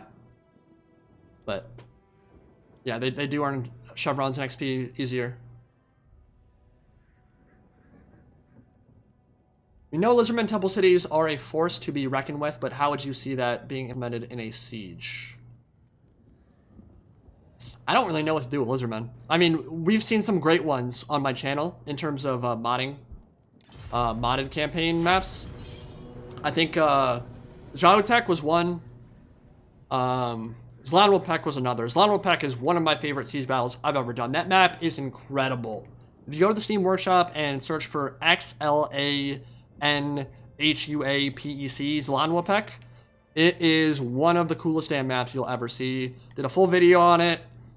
Very thematic siege, epic stuff. You should watch it if you haven't already. I have a playlist called Epic Sieges in Warhammer, or in Total War, that I think is probably worth watching if you've not seen my siege content before. But there's some great ideas there. I mean, they just look awesome. There's something about the Mesoamerican aesthetic, that Aztec aesthetic, and then you combine that with space laser dinosaurs, and Lizardmen are just, it doesn't get much cooler. How do you change your server? Open up Steam, top left, go to settings, go to settings, go to downloads, or download region, and then there's a drop-down menu where you can change your Steam server location. Change it to Washington, D.C., U.S. East, and you'll be on my server, and you'll be able to see my game. And if that confuses you, just Google how to change Steam download location.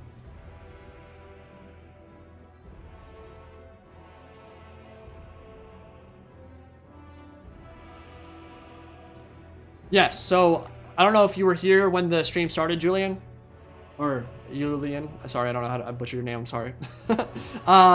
Yeah, in that first free-for-all, he used the AoE immune psych with trolls, and it made them get way better value.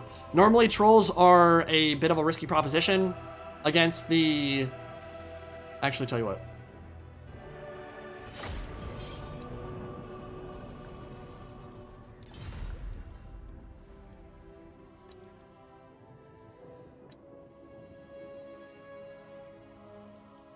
And this guy, I keep forgetting to close the spectator slot. Why isn't it starting?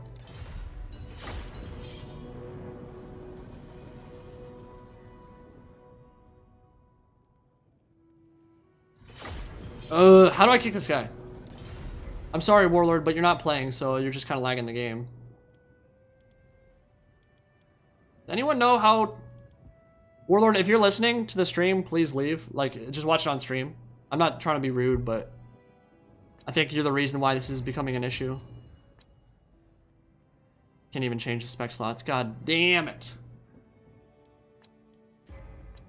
Thank you, my friend. Yeah, just watch it from the stream. Afraid it's lagging the game up a bit. Hopefully that works now. Oh my god. I think someone's just really laggy.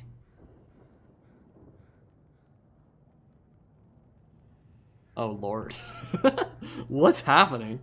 We'll give it a couple seconds. Don't do anything. Don't unready. Let's just see if it starts. I might have to rehost again. If I have to rehost, save your army comps. And then we'll just rehost immediately. We'll have the same 4 people join.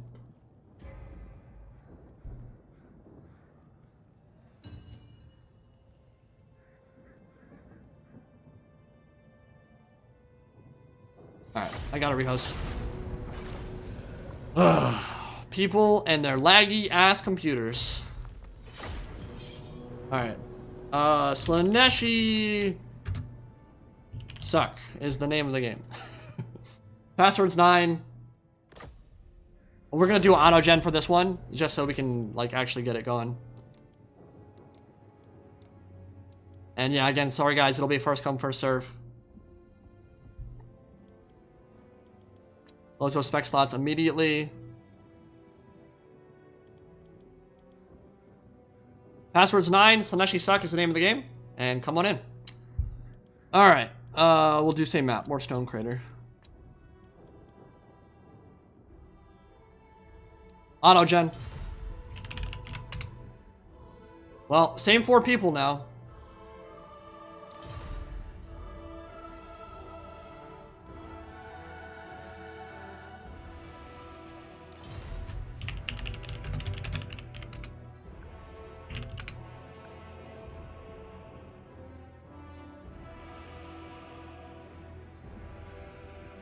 Yeah, there have been a lot of fun ones, dude. The one I missed the most, and what kind of makes me sad about all the custom maps, there were some amazing ones in Warhammer 1 that never got ported to Warhammer 2. So, Talabheim was one. One of the coolest siege maps I've ever seen. It's an entire city built inside a crater by Benny MCL. That battle was so sick. Please. God. Thank you. Okay. That scared me, man. It just kind of hung up right at the 0. Yeah, like Talabheim never got ported to Warhammer 2. The Altdorf map never got ported to Warhammer 2. No one ever made a Carrick 8 Peaks map. Like, how does that happen? That blew my mind. Like, it doesn't get better than Carrick 8 Peaks. Like, that's like in the top 5 most iconic cities in the world. And no one ever did it. I'm not sure why.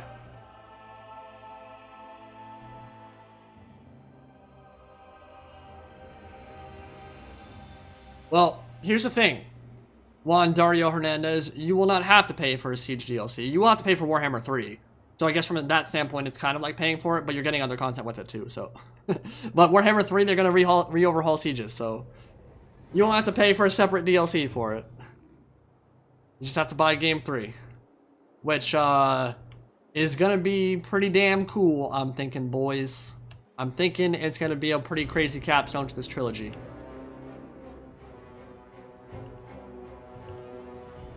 I can't wait to see effing Bear Cav, man.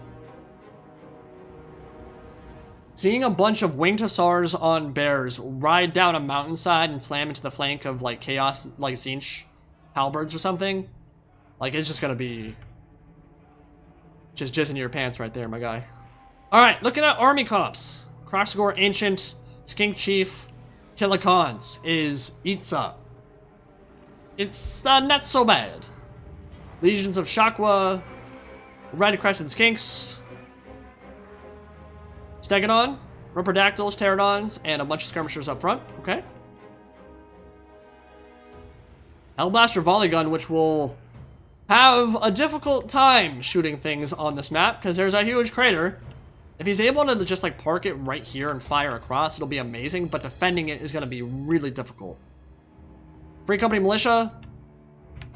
Let's do this again. Got Empire Captain, Karl Franz. Demigryph Knights with Halberds, Great Swords. Yeah, he really doesn't have a bad build at all. He's got backline sweepers, the Demigryph Knights with Halberds. He's got good artillery, some decent infantry, some decent ranged play. It doesn't look like a very expensive army, though. Kind of weird. Uh-oh. Those could be a problem. Over here, we got the Greenskins. Orc War Boss. Did he change out for the Big Boss? It doesn't look like it. Got Night Goblins. So these are the 8-peak loonies. They will literally unleash dwarfs on a chain and swing those around to their heads like a disco ball. and they will eviscerate heavy infantry if they're able to get a full cast down the length of the line. Orc boys, a lot of big guns. Squig herd in the back. Dork at squigs, wolf riders, a lot of light cav, black orcs. Yeah, this is probably the best build overall, I'd say. Even has some artillery. And then the dark elves. Dark riders, dark shards, knights of the Ebon Claw. We don't get to see them very often. They're actually quite good, they're just so expensive. Like, their ability to beat monsters and infantry is actually pretty impressive. They'll beat up on cav. Their stat line's amazing. I mean, 50, 52. It's pretty disgusting, all that AP. They're just really expensive. Not a bad unit, though. Hydra, a Supreme Sorceress of the Lore of Beasts on a Manticore Hellbrona. The Hellbrona, bro, it's so bro, dude. It's crazy what these Hellbrona can do, bro. And then the Dark Shards in the back. Yeah, it's a decent build. Even got a Death Hag.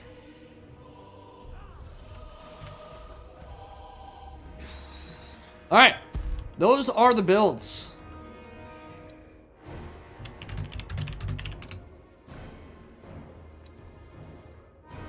So, my bet on the start of this match, based purely on army composition, is that either the Empire or the Greenskins will take it. I'm really liking the artillery firepower here. If he's able to protect it, he will rack up a lot of points if people choose to fight in the center. But that's the thing. On a map like this, a lot of players don't. They'll usually kind of like hang out on the outside, on the lip, where artillery really can't shoot them easily. And then they can just like sit back and wait for enemies to try to close them down in melee. So it's very much a question of whether or not these Hellblaster volley guns can fire. Dude, one of these players is the reason this is so laggy, 100%. One of these dudes has a potato computer or internet for sure. Yikes, this is maybe unplayable. We'll see. We'll let it try and even out. But if it stays this laggy, we're not gonna stick with it. Yeah, again, love everyone who wants to join, and if you want to play, feel free. I want everyone to be able to play today.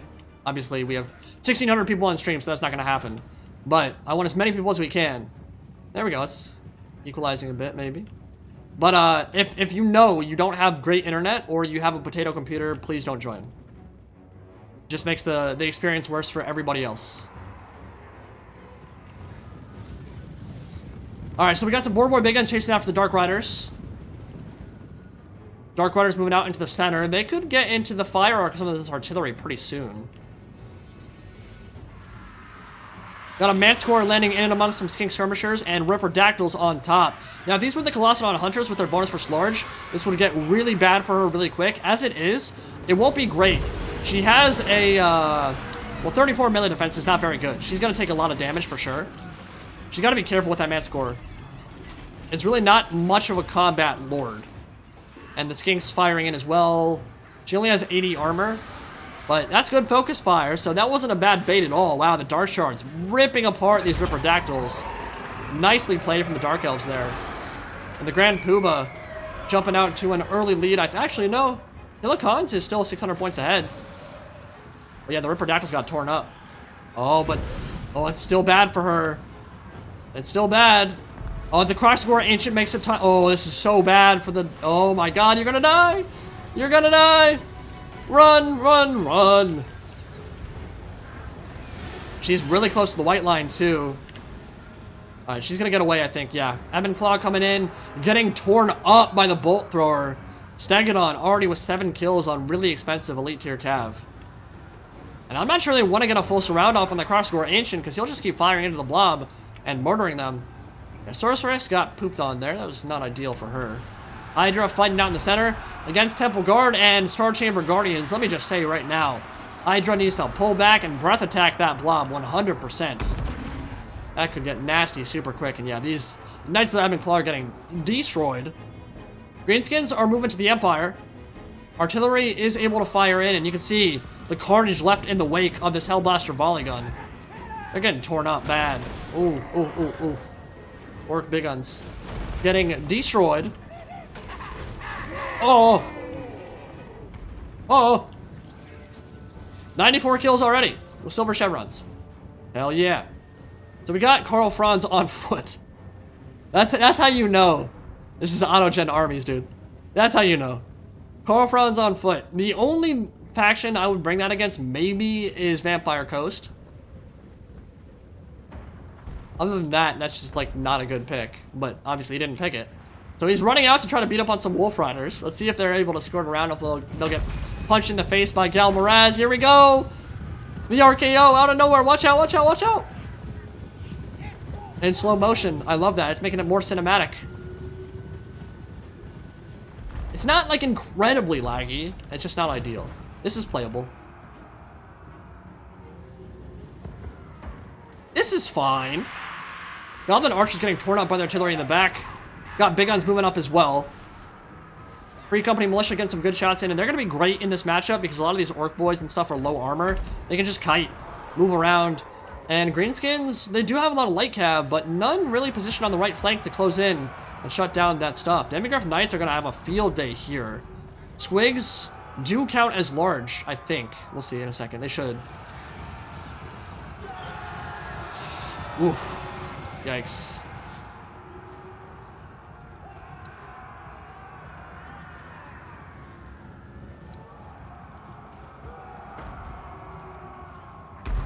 Wolf Riders getting torn up on this side. Great Swords. Carolberg. Oh, nice, dude. We don't get to see them very often. Very cool unit. They've got a unique ability called Bathed in Blood.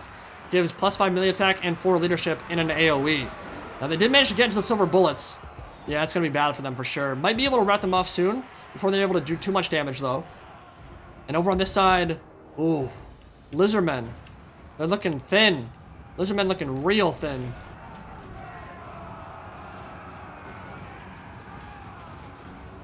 Yeah, the Manticore Lord is getting chased off the map.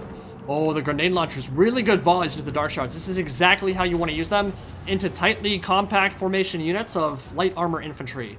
30 armor, they won't survive that for very long. And then you can kind of keep moving behind the ridge, come down, and just like start blowing apart all this infantry. Gonna generate a lot of value that way. And the Dark Riders don't have good line of sight to fire over the top. So if he's smart with them, he can get a lot of kills in. I'm kind of surprised at how easily the, oh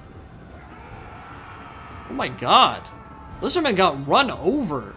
I think it's because the Dark Shards were able to fire in and just like kind of minimize their HP a bit. Yeah, Star Chamber Guardians, torn up, man. Like, this infantry got rolled. I guess they lost their Lord early. The Crosscore Ancient came down over here and got isolated and killed. So that's probably why. But yeah, that Lizardmen infantry is a little bit embarrassing. Yeah, okay, sure. So Hydra, Dark Riders, and the Legion of Chakra, funding it out.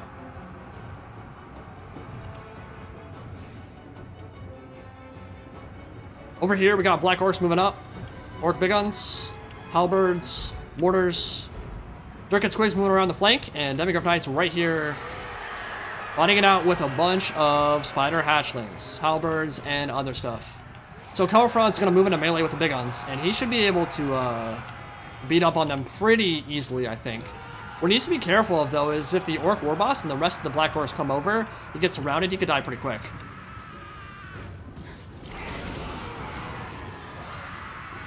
Nice charge into the Deathjack Archers. They're going to run them over. Pterodon's dealing with silver bullets in the back line, killing them. Big Guns are going to be able to close into melee with these mortars, I think. That downhill charge is going to be brutal for the Halberds, but they're relatively low HP, so they might be able to defend themselves. Mortars are up to 38 kills, firing into the archers in the back. Outriders closed down in melee by the Dark Riders, though. Yeah, we're going to have to insist that whoever joins next doesn't have a potato. I'm going to play this one out because I don't want them to... Like, it's not, like, so horrendous, but it's not good. It's definitely not good.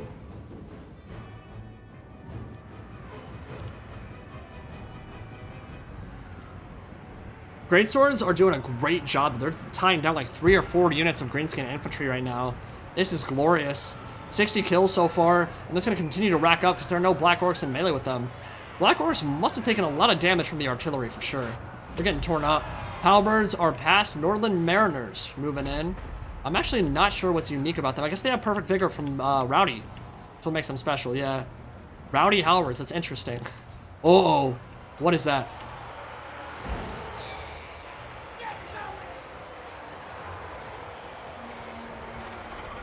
Nothing came out. Ah, it was an amber spear from the Supreme Sorceress from the flank. So ideally, that was a really good idea. Unfortunately, she's in the air. So if you ever have a caster with amber spear, if you can get level on the same level as they are, on like a horse, and fire in from the flank, it will carry through the entire formation and can kill dozens. Like 30, 40 models in the right situation. Unfortunately, because she's on Overwatch, the angle's wrong, and it will hit the ground only like 3 or 4 models into the formation. Didn't get a lot of kills there, but normally it could do a lot of damage. Archers firing into the big guns. They do have 85 armor now, though, and they do have... Actually, they don't have missile block chance, so... Oh, they don't have shields? No, they don't. I thought they had shields. So, big guns have a lot of armor. They can sustain in that kind of range firepower for a bit, but not too long. And we got the Grand Poobah up at 8,100 points right now. Reginald Pugington at 7,500. Aggressive Jad Noises at 5,000, and Killicons at 5,000 as well. So, pretty even game so far. Doom Divers firing in up to 50 kills so far. They've generated tons of value. Down the Rock Lobbers, not so much. Only 3. Not even sure how that's possible.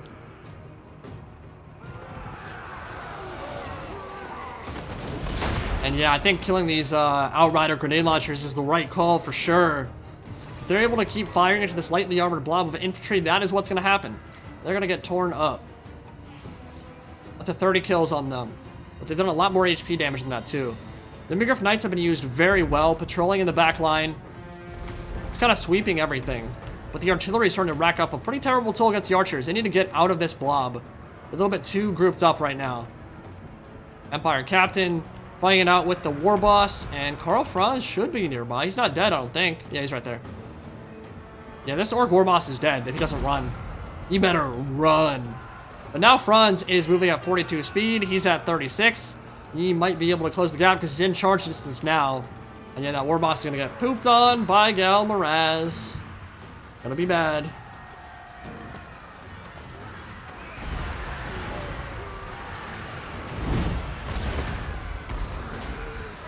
Here we go, here we go, here we go! I'm not sure he landed that one. He did not. Black Orcs are not long for this world. Demigryph Knights are gonna prey on the Greenskin backline. And honestly, ignore the infantry. Like, this doesn't matter at all. If I'm the Empire, I'm going straight for that artillery. That's really starting to hurt me bad. Send the Halberds, the Demigryph Knights back here and kill them all off. That'd be great for you. Lizardmen are toasty. They are dead, but the Stegodon's still around and being haunted by these Dark Rider repeater crossbows. He can just probably kill them pretty quick, though. I mean, he can stay in the pocket. I mean, this focus fire will be annoying, but you can't really run. And you can't really dodge, so just shoot them. Oh, God, they killed, like, 4 models. That'll do. Yeah, just keep shooting them. Then rear charge with the Skink Chief, and they should probably rout pretty soon, I would think. Yeah, you can stay in the pocket for sure. Right now, Empire does have the lead. Greenskins are in 3rd. Dark Elves are in 2nd. And the Dark Riders came all the way over. Nice play. Running down the Night Goblin Archers. Downhill charge. Oh, slow down. That looks really cool in slow motion. Going for a ride on the funky town train.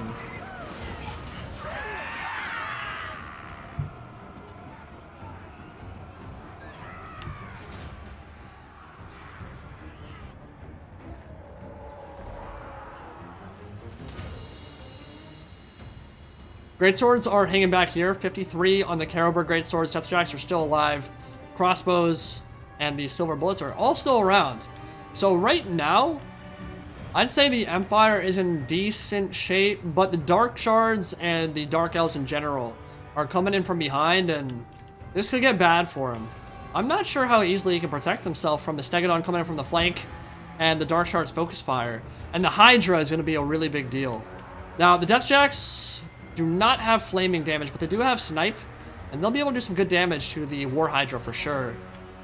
But this ridge is going to play a big factor here, right? Like, this is how you hide your troops. This is how you put yourself in a position where you just can't get shot, really. So if the Dark Elves are smart with their advance here, they can kind of move right to the edge where the handguns can't fire over the top. And then they're already basically into melee. So the only way for the Empire to avoid that is move further down the hill. And then they're in like a maybe even more precarious position because they're fighting straight uphill. And that comes with some rather large malices, honestly. Like, it can get pretty nasty if you're fighting straight uphill. And your range stuff does less damage shooting uphill too. Karl Franz is on life support. I'm not sure how he got that low. The War Boss must have landed a couple attacks. Back line completely cleared up for the Greenskins now. Empire, Greenskins, Dark Elves all fighting together. The Goblin are still firing in. Do I think the next deal? Oh, here. Oh, disaster. Disaster. Look at that damage on the Carroburg Greatswords. Dude, there were only like... there were only like 3 Night Goblins left and he's able to do that. Oh, that hurts. That's what I'm talking about. When you can cast that from anywhere you want in a 45-meter radius, the 8-peak loonies, who are already an auto-include in so many Greenskins builds, even better now. Oh, that did some serious damage. Do I think the Skaven and Dwarfs will be next DLC? No. And honestly, I don't want it to be. Orc Boss just died. I do not want it to be the next DLC. I want Wood Elves Beastmen. Do I know that Wood Elves Beastmen will be next DLC? No. But I'm hoping by August, September time, we'll be getting that. We've had more than enough Skaven content in the last 3 years. I think I'm fine with not getting any more Skaven DLC until, well, here we go. Big breath attack coming in. Until we get Thankwall, Storm Fiends, and Vermin Lords in Warhammer 3. Honestly. Now, if they do like 3 more Lord packs for Game 2, sure, whatever. I'm fine with it. But as the next one, absolutely not. Nice mortar shot in the Dark Shards. Damn, that was brutal. Oh, Amber Spear gonna snipe out a Demigryph. Nice cast there. Yeah, I mean, Skaven have gotten Prophet and Warlock. They've gotten the Warhammer 2 release where they were added as a faction. Where they started out in a better position than the Beastmen did. And then they got Shadow and Blade. Like, we don't need 3 DLCs before Wood Elves or Beastmen get their updates. In my opinion. And the Greatswords are going to mulch a lot of this Dark Elf infantry here. Problem is, Karl Franz is like 1 hit from death. Like, anything could kill him now. And he lost his 2nd Greatsword unit. I don't see it. Stegadon's just being smart, just kind of hanging back and sniping stuff. He doesn't have a great way to deal with the Black Orc Corsairs. They have 80 armor. Like, shooting them down, not really going to work very well. Nice charge downhill from the Demigryph Knights, but they're not long for this world. Oh, 145 kills, though. They've been used so well by Reginald. So well.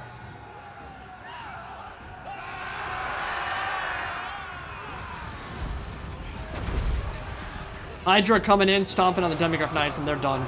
They're off the field. We will not be seeing them again. And I don't think he has enough to focus fire this Hydra down. Especially if he gets a proc of, not too horrible to die. Another takes his place. I don't think he can kill that Hydra.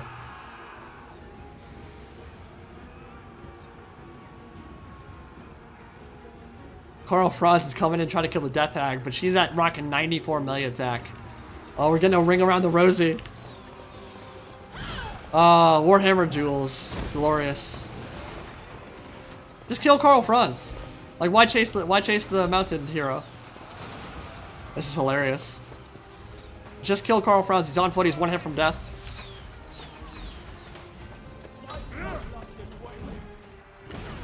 She's actually hurting herself. Because she's not going for Franz. Franz is beating up on her and... Oh, she got it. She got the kill. Oh, the Prince and Emperor. He's dead. It's over. Black Orc Corsairs finding out with halberds.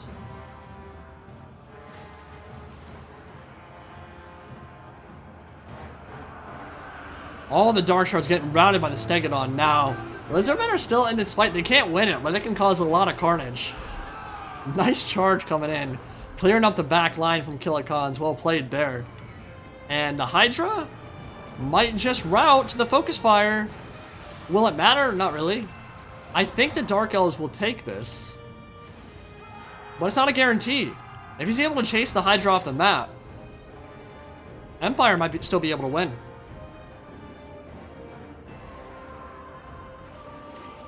I wouldn't mind seeing Griffin mounts on Nobles. They had it in the tabletop. That wouldn't be bad at all. Although I don't know how much more I want to encourage the Flying Goon Squad meta. Or gooning in general. I think it'd be a fun mount for them for sure. I'm not sure if they need it though. Oh. Don't you love it when Triceratops munch on your back line? Go in there, Stegodon. Finish them for good. Uncanny. Time to go. This fight is lost. Oh, dude, he just took a javelin to the back of the head. One more charge. Should see them off for good. Here we go. It'll happen one day. It's just all for cinematics. The slow-mo is all for cinematics. Oh. Nice. Okay, so Stegon's having a good time now. He might get up to 100 kills. Hydra is still alive. Dude, this is gonna get close. Gonna get very close. Empire Griffins... Or Empire Captains on tabletop had Griffins? I'm not sure. I actually don't know. I'm sure someone in chat knows. Nice tail thought from the Hydra. Carolberg Greatswords are gonna break any second now. Oh, their leadership is so good. Well, no, you know what? I lied. They're unbreakable. They will not be breaking anytime soon. I've actually not done an Empire campaign since the rework. I need to do that. I have not tried them out yet. Oh.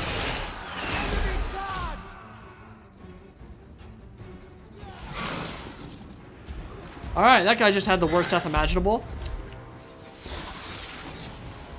He just got drawn and quartered by a Hydra, and then eaten whole. Or I guess, not eaten whole, because he was already in pieces by that point, but... eaten alive. Oh, Lord. Yes. I think they could ride a Demigriff on the tabletop. If they couldn't, then I think Grandmasters could.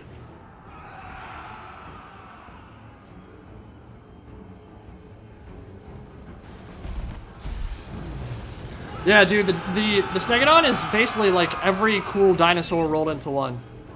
It's got the Ankylosaurus tail, it's got the Triceratops front, it's got the Stegosaurus kind of build. Doesn't have these spines on the back of its back though. Maybe they cut them off with the Howdah. Oh! More death. Hard to get more satisfying than a Stegosaurus charge. 90 kills now. That Stegodon is... I mean, those have been out of this game for a while, but they're still making their presence felt. You might be able to beat this Hydra. Empire Captain's still dealing with stuff in melee.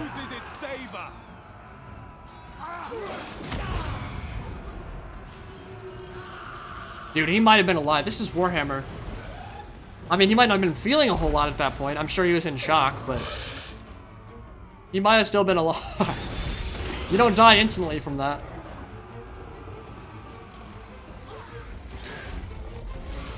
This is a very morbid thought, but I've always wondered, if you're swallowed whole by something, do you literally just get, like, do you just suffocate and die before you start getting digested, or do you literally just die because you're, like, in their stomach getting, like, acid melting you? Obviously, creatures on this planet aren't really big enough to swallow you whole. And I don't think anyone's ever been, like, swallowed whole by a blue whale, which is, like, the only thing that could do it. I would imagine you just run out of breath before that point, but if oxygen is able to get, like, into, like, the esophagus or something as you go down, like, you might be alive for a lot longer than you should be. That sounds so terrifying. Didn't happen there because he was already dead by that point, probably, but yikers. Not a pleasant thought. Alright, Empire Captain is still murdering stuff. Dude, I don't think... yeah, Dark Elves can't win this game. I think Reginald's gonna take it. I think the Stegodon can finish off the Hydra and then it's just game over.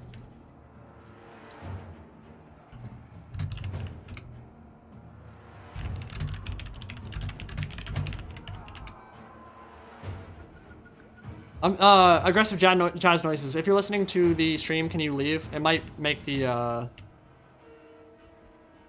battle a little bit faster. It's still lagging pretty bad. Less players in this game, the better. Yeah, for everyone who's playing right now, once you have completely lost everything, if you could leave, that'd be dope. Thank you. Alright, Empire Captains will fight the Black Orc Corsairs. Next game, we'll make sure it's not laggy. Promise. Hydra's chasing after the Skink Chief. Get some good shots in. Is he procced? Another takes his place yet? Yes, he has. He already has regen to 5,000 points. So we will not be seeing him. Thank you, my friend. It probably wasn't even him lagging the game, but...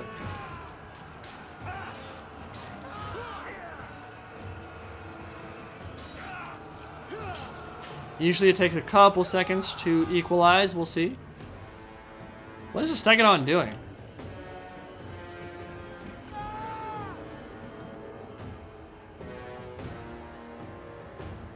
Now, this would be really exciting if it wasn't laggy. Like, this is really close between Dark Elves and Empire. I mean, Empire doesn't have a whole lot left. Maybe Dark Elves will take it. The Hydra has 3,000 health. Stego has 1,400.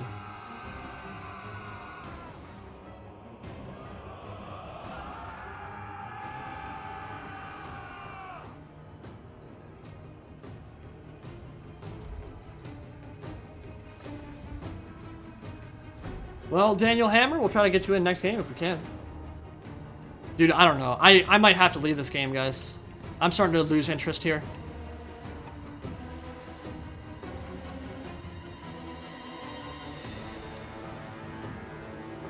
Yeah. Sorry, guys. I'm out.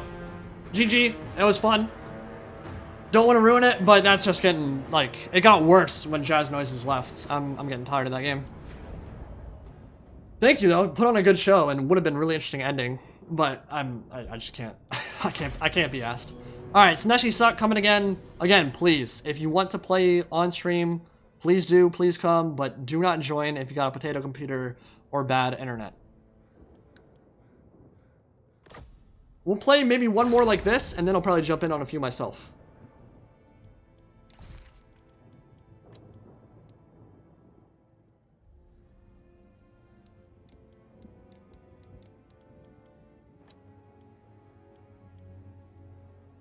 Password is 9. Come on in, my friends. Got Doomed World. We got Captain. Close that spec slot.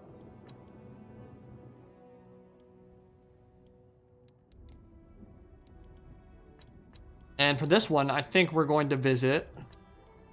Ooh. Now that map might lag a little bit more than some of the others, so I'll avoid it for now. That's my favorite free-for-all map, though. Steps to Isha Shining Summit is amazing. We'll go Grove of Slaughter for this one. Hey, what's up? Hello. Barrowberry, Doomed World, and Captain. Server location is Washington, D.C., U.S. East.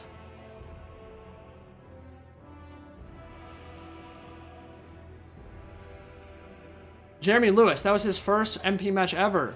Did well, my friend. The Stegodon play was great. Yeah, you were chasing after the routing units at the end of the game there that was shattered. You don't get points for that. So if it's already shattered, don't bother going after the shattered stuff. You just go for... Honestly, if you went for the Hydra there and gooned up on it with the Empire Captain, you guys could have taken it down, I think. But, yeah. Interesting game for sure. And a fun way to get introduced to the multiplayer scene. Yeah, I imagine quite a few of you guys who are joining today have not played too much multiplayer, so it's always nice to see what the new players think about playing it, how they do, what their builds are like. We're not going to do Trials of Tzeentch here. You guys can build whatever.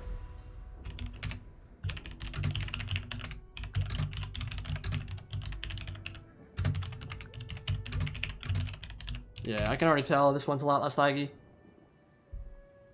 50 gigabyte on another SSD Greenskin. Hey man, love your videos. Hello from Aussie. Jordan Sanders. Welcome, my friend. Yeah, dude, that's one of the best things about doing this kind of thing, is we get people from all over. I've had a couple people hit me up from literally Mongolia. Like, obviously Australia, New Zealand, Most of it is Europe and America, but there are also some Brazilians and South American Chileans that have joined the stream and are part of the Milk and Cookies Total War channel, which is always fun. So welcome from all over the planet. Living in 2020, even though this year sucks ass. I mean, it's... there's lots of benefits to it for sure. Technology is a cool thing.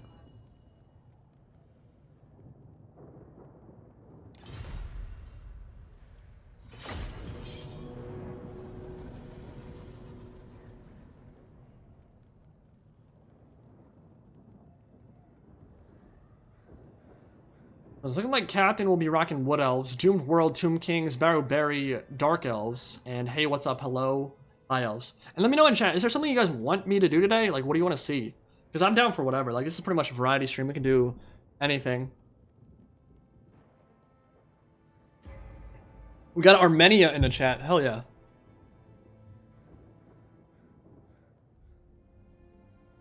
Whatever, Chosen. Have you heard something I haven't?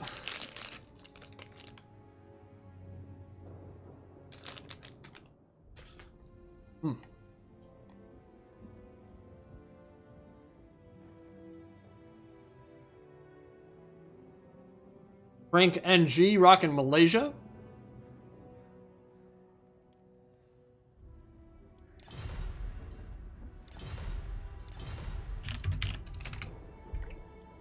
Sorry, I'm munching on a power bar right now. Gotta get that oat mega, that whey protein. Vanilla almond, exquisite. Just top tier culinary arts.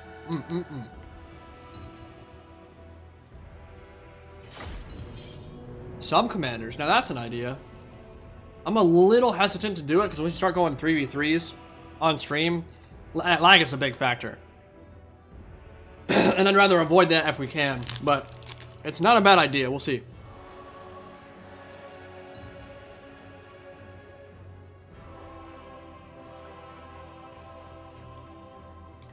Oh, have they already officially announced Everchosen?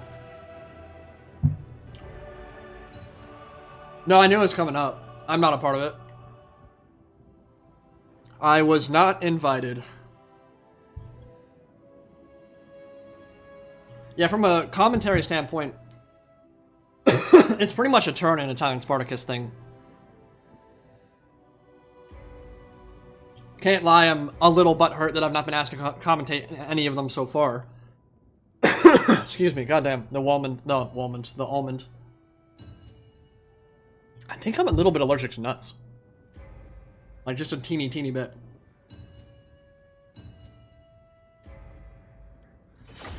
Yeah, I don't know, I feel like it's a little bit logical to invite the person with the biggest multiplayer following on YouTube for Total War Warhammer to occasionally help out with those kind of tournaments, but, you know, whatever. They'll invite me when they invite me. If they don't, they don't. I'll survive either way. I would like to be a part of it. I've told them as much. This one makes perfect sense because they're doing it from home. They're not flying out anywhere, so this is going to be like a much smaller thing. So it makes perfect sense that they're doing it with just turning Italian. I got no problem with that at all. I'm hoping for the next one they do it like in Horsham. They think about inviting me, but whatever. We'll see.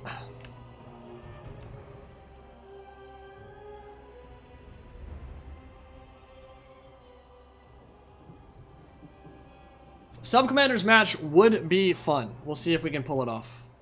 I'm a little worried about lag. So I think we have Wood Elves, High Elves, and I don't remember the other two factions in this one. I do like this map. So the cool thing about this map is it kind of funnels everything into the center, and you're kind of encouraged to just go in and brawl it out.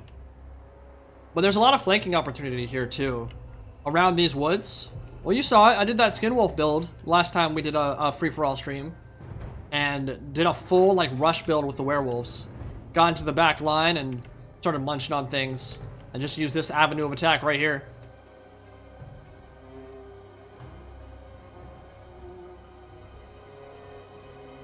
Yes, I am the Never Chosen. That's me, guys. Literally the Never Chosen. Feels bad, man.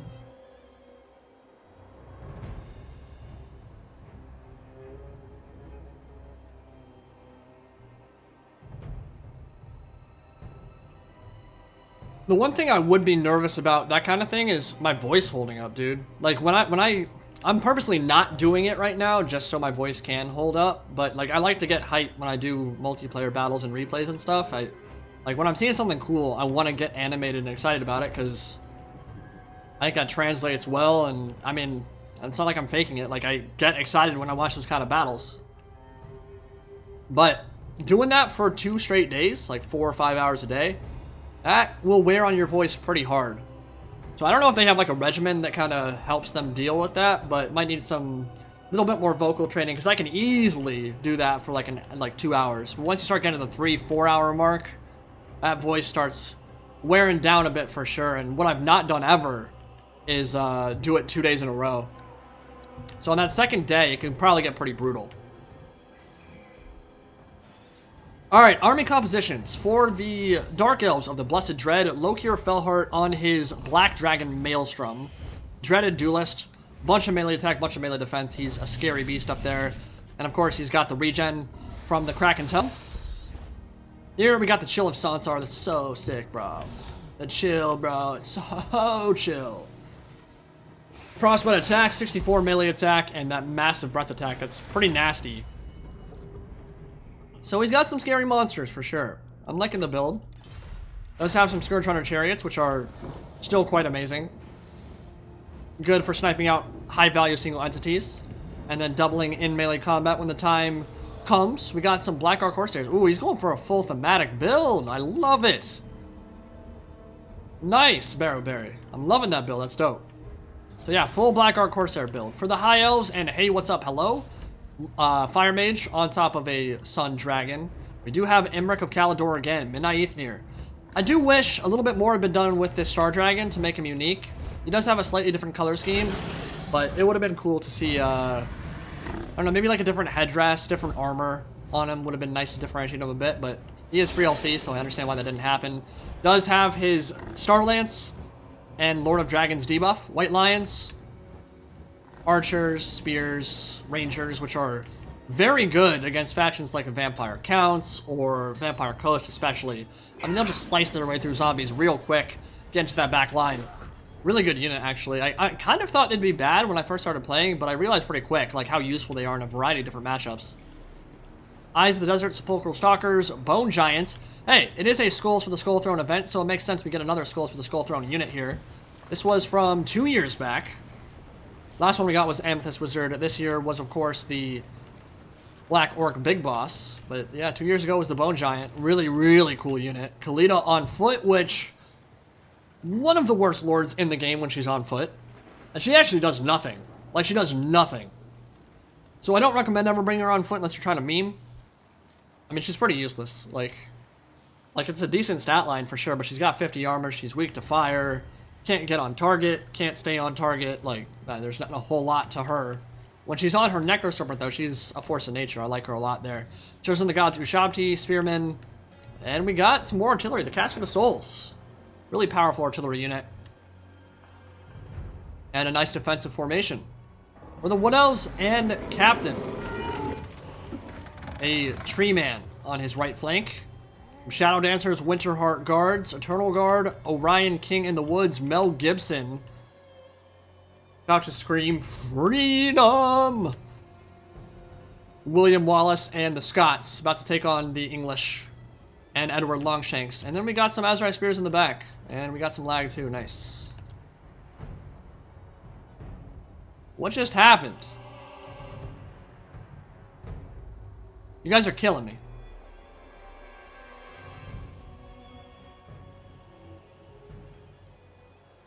Might have equalized. Alright, ready up, boys?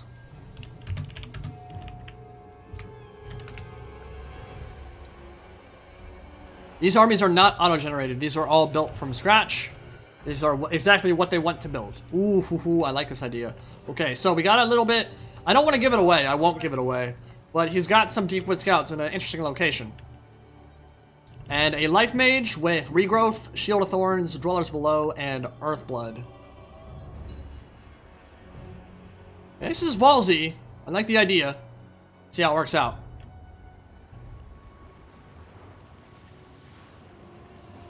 So yeah, I don't think Khalida's going to have a great time this game, especially not against Wood Elves. There's not a whole lot for her to do. But this kind of build, defense in depth with the artillery, it could work out pretty well if he's able to get line of sight on the archers. Now, the double dragon play is always going to be powerful if you use it well. It really just comes down to micro. We saw it earlier. It got good kills, but the mage landed too early in the middle of the blob, and then it kind of got pooped on. But if you pick and choose your fights and wait for the right time to strike, get some good breath attacks in, it's hard not to make your cost back, even on a lord as expensive as Imric. It does have some Sisters of Avalorn as well. Best archer unit in the game, maybe best Doomstack in the game, or one of them anyway. Pretty disgusting when you rock like 19 of those, or 18, 17 of those. And that's a good idea from the Casket of Souls to try to take them out early. He's going for the White Lions right now. I think they're just out of range of the Casket, yeah, but he moves up and takes them out. That'll be a lot of points. So High Elves can't afford to sit back. Fortune favors the infamous. They definitely gotta get their asses moving, because there's a lot of artillery coming their way.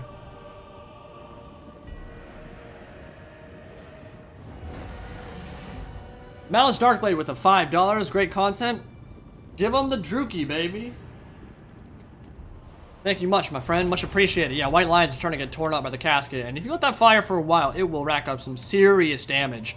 Sun Dragon is going to come in from the side. He's got... Ooh, looks like he has Flamestorm and Fireball. So, might want to use those Fireballs on Khalida, get some free points that way. Casket is so good. So good. But probably a little bit too far out of his range at this point. Deepwood Scouts are coming in from the side, and we got a full ambush coming in.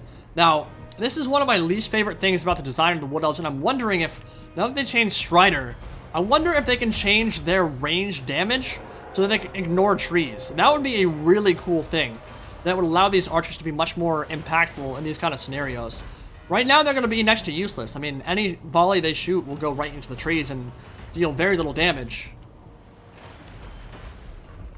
What is shooting? That looks so weird. Why is it? Chosen of the Gods are shooting. Oh, they're hitting the trees and then blowing off and ricocheting. Interesting. I've never seen that before. They ricochet off the trees. He should definitely stop shooting. It's a massive waste. So yeah, the projectile hits the tree, bounces off, and then it explodes like with shrapnel. That's pretty cool. Oh, he needs to get out of this blob now. That could get really bad real quick. So yeah, it'd be really nice if the Wood Elves could fire through and just ignore all this tree. Just give them like a unique property on their projectiles. Now over here, it is a war of the Sundering. A war for the heart of Ulthuan. Got the High Elves and Dark Elves going at it. Midnight Aether should be able to dumpster Lokir, I think. Maybe not dumpster, but he should be able to win for sure. Yeah, Starlance is procced. Got 94 million attack, Dragonhorn procs for everything. Man, look at that. Lokir already down to half HP, then fireballed. Oh my god. Dude, the damage from the fireball was crazy because of the fire weakness. Oh my god. That fireball never does damage to armored stuff, but Lokir got pooped on. Really well played from Hey, What's Up, Hello there. And Lokir's going to have to retreat. Now, he does regen, but not out of melee. He needs to be in the fight, and he can't afford to be in the fight because that Star Dragon's going to destroy him if he goes back in. So, he needs to just hang back and maybe like go attack the Wood Elves or something. You really can't afford to go in. Yeah, High Elves jumping out to a massive lead. 5,000 points already. 2,500 for the Dark Elves. Big Noxious Breath attack coming in. Gonna clip the unit, kill 2 Dragon Princes, but this is probably a little bit overzealous from them. Good charge, but I guess Lokir can't really afford to land in those. Because, yeah, Imric would just land and kill him outright. He does have no healing, though. That's important to remember. Breath attack coming. And nicely dodged. Definitely dodged from Barrowberry and the Blessed Dread. Imric is going to go after Lokir Fellheart here. Lord of Dragons debuff is on him, but he's not slowed, so just needs to run. He's got 58 speed right now. Why? Is he poisoned? No. 80 speed on Imric. 90 speed on Lokir. Okay, he's good. Yeah, he's going to be able to escape. Scourge Runners are racking up some good damage against the dragons. Chill of Sauntar is also powerful here. And remember, it's weak to flame. So Imric, with all his debuffs popped, is going to straight up murderize this War Hydra. He's got to be careful with it. But honestly, if he's able to pin it outside, right here in this area, and then fire with the Scourge Runners, he might be able to kill Imric. But he can't turn his back like this. This is Disaster City. But, yeah, against Double Dragon and Sisters of Avalorn now, that's way too much flaming damage. Chill of Sontar is going to die. Nicely played from Hey What's Up Hello. Let's take a look on this side now. So Maelstrom is coming over, Loki Felhard is coming over. The Wild Riders are threatening the flank, but the Sepulchral Stalkers are positioned very well, tying up the choke point. Don't really want to have your Wild Riders fighting Skeleton Spears in prolonged melee. War Dancers should be able to tear through these guys pretty quick. Ancient Tree Man's taking some damage from the Focus Fire, but a nice protective box from the Tomb Kings here. Bone Giant still firing in and dealing fantastic damage against the Tree Man, completely ignoring the physical resistance. Taking it down to 45 HP. Chosen of the Gods also firing and doing some good damage as well. And this is a situation where you would like to have some Way Watchers. He doesn't have enough AP in a skirmish contingent to quickly take out the Constructs or the Casket of Souls. And that's going to be disastrous for him because he's blobbed up and the Casket can just tear that ass up. There's not a whole lot for them to do but spread out. One or two more Casket shots going to send this whole thing running. Casket's already up to 70 kills right now, and it's going to go even further. Only half of its ammo used so far. Bone Giant firing in. Orion in melee. What he needs to do probably is move up. But here's the thing. Stalkers and Spearmen are waiting on the wings, and the Tomb Kings have a perfect position to shut down the Wood Elves. But will Lokir be that kind of random wild card to throw things into disarray? That's the big question. Missed shot from the Bone Giant. Well dodged by Lokir Felhard. But he needs to get some regen, and the best way to do so is probably go after this stuff. But if he does that, then the Bone Giant can fire in and murder him. So, pretty close game so far. Dark Elves did get rolled over here, but they have some important units still alive. But yeah, Emmerich with 1800 HP and the Mage in good health. That's a problem for the rest. See what happens. Gotta keep Lokir alive and make sure you get the value out of his breath attacks. Get some regen now. That's exactly how you do it. Get into that back line. Just be annoying. Get some value out of him. And yeah, managed to chase off that caster immediately. So yeah, Weight Watchers would have definitely been better here, but would have obviously left less money for the rest of it. It'd be hard to protect them. Some more juicy lag. Firing in with some of them Deepwood Scouts. Sepulchral Stalker's gonna get a full surround off on Orion, and this could get really ugly for him real quick. Yeah, this is okay, he died. Is he actually dead? No, he just got knocked over. I thought he died, dude. I was like, he died so fast. Well, it doesn't matter. I mean, he's fully surrounded. No escape for him. And Wood Elves are going to lose this game for sure. It's been a rough fight for Captain so far. Nice charge from the Wild Riders, who do have Woodsmen, which means they do not take any Malices in the forest now, which is actually a huge buff for them. I don't think they had that before. But Woodsman should be equivalent to Strider, I think. And I think it's like, it's more than being able to pass through trees. I'm pretty sure it gets rid of their combat malice in the woods. So, and being able to fight at full capacity is a big deal for sure. They're gonna be able to do okay against these Black Orc Corsairs, but point blank volleys is gonna be a lot. Big breath attack coming in. Orion is dead now. Bone Giant has not been shut down. Casket of Souls has not been shut down, and we're seeing the problem with that.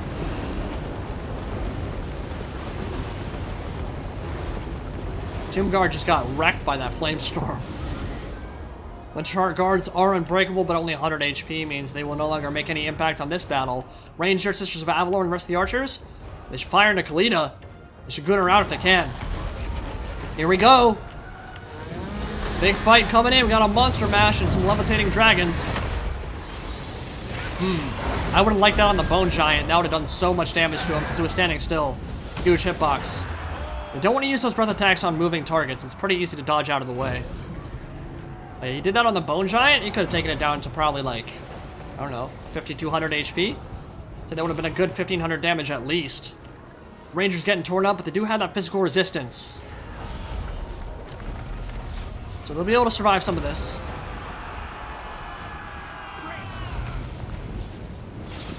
Oh, point blank volley just killed like 6 of them. That was sick.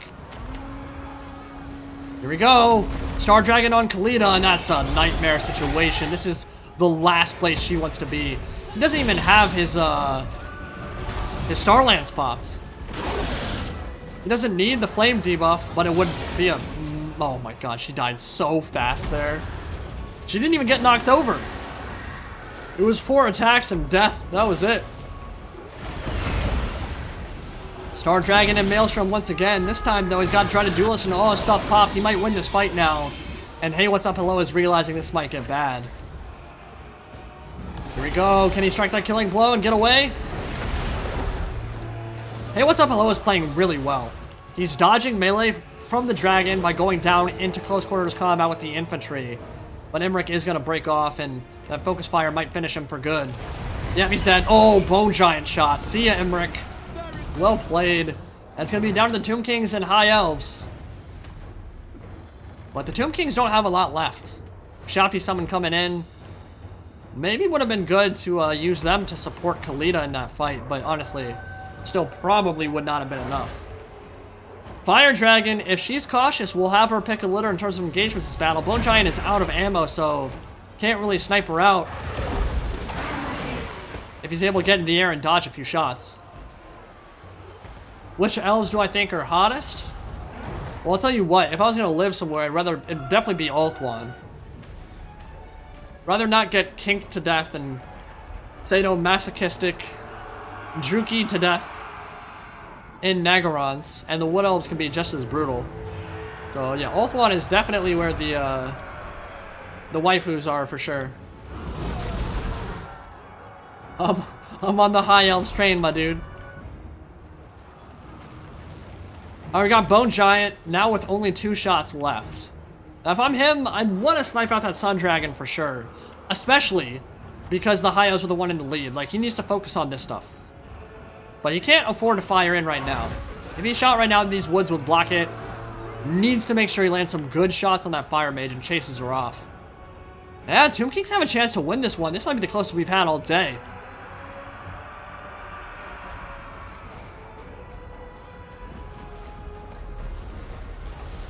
Here we go, Mage coming in. Gotta be super careful, dude. The Stalkers are right there. I don't know if he has any breath attacks left, but he's gotta be so careful. Like, people think Dragon, they're saying, okay, well, she's a melee combatant. No, she's not. She's really not. She's a cycle charger. You can't be sending her into these kind of situations with Eyes in the Desert and Ushabti and Spears. Like, you're just asking for a pounding. 44 melee defense is not bad, but she does not have a massive amount of HP or the stats to compare to a normal duelist. Bone Giant shot, missed. Ooh, that's a big loss for the Tomb Kings here. And a breath attack coming in. Let's see what that does.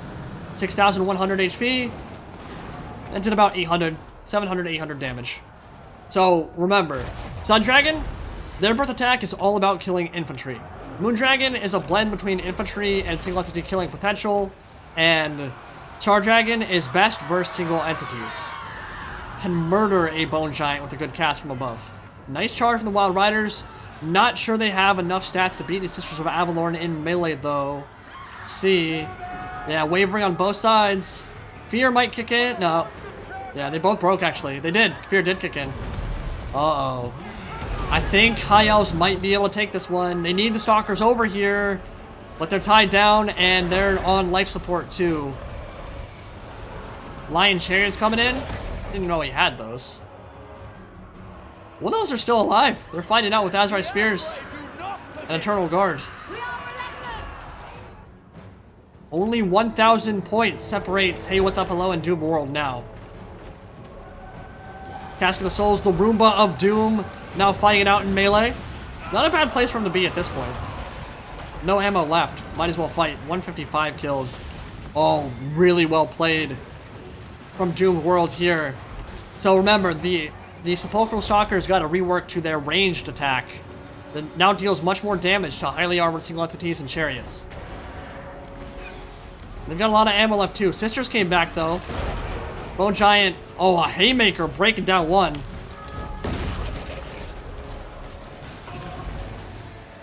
Oh, the Tree Man just dropped. But he's alive. Where did he come from? Dude, there's a Tree Man?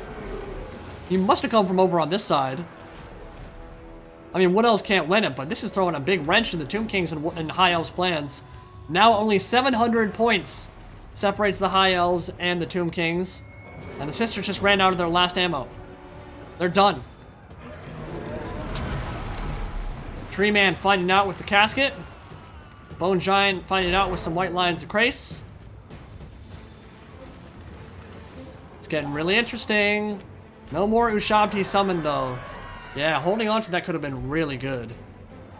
Sister just gotta go into melee now.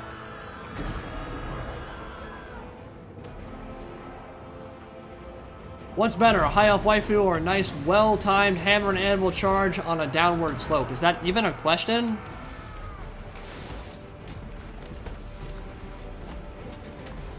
Disregard high elf thoughts and acquire downhill charges. Oh, we got a kaiju fight.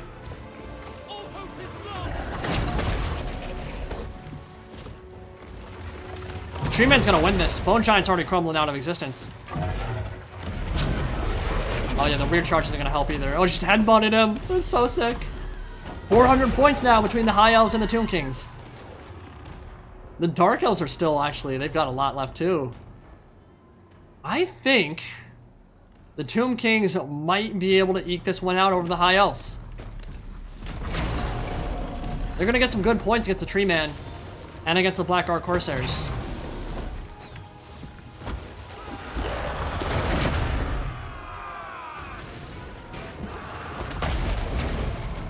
Yeah, Call of Warhammer is really fun, man. I'm not gonna lie, it is. I would never, like, say never on that front. I think going back on that to do a video here or there might be a fun idea. But I'm not gonna lie, it is hard to go back to now that Warhammer 2 has so much variety. The reason I went back to it so often when Warhammer 1 was out was that it only had like 4 or 6 races. Like, it had so much more content that this game didn't. Now it doesn't really have that advantage, but it's not to say I won't ever go back. Call of Warhammer Beginning of the End Times is really where my channel started kicking off. Like, I will always have a soft spot in my heart for that mod. Remember, there were only 3 people on the planet playing multiplayer for it. Maximus Decimus Meridius, if you guys remember him, his YouTube channel. He started out playing with Gojira.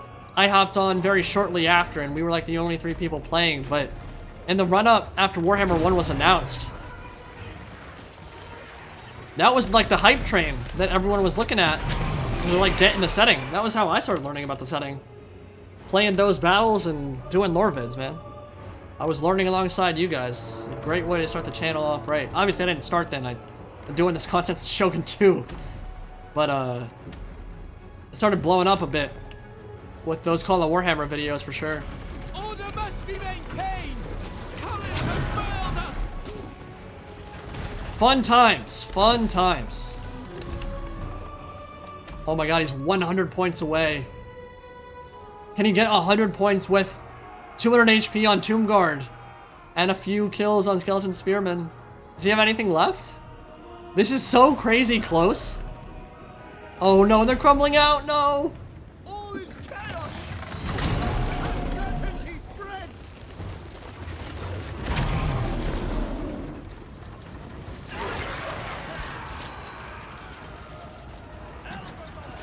I don't think he can do it. No, he can't. High Elf's got this. Barely. Oh my god, that's insane. Oh, White Lion Chariot's donezo. Tree Man gonna be the last man standing, but man, Doomed World was so close there, 200 points away. But hey, what's up? Hello is gonna take this for sure.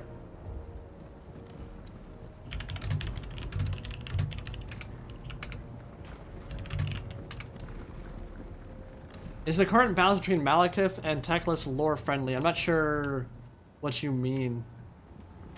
Like, they're both amazing lords.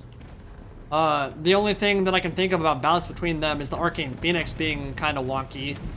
And while I love it in terms of it being fun to use and it being like kind of thematic, I've talked about it. Like, it's a weird addition for a caster that was already one of the best in the game.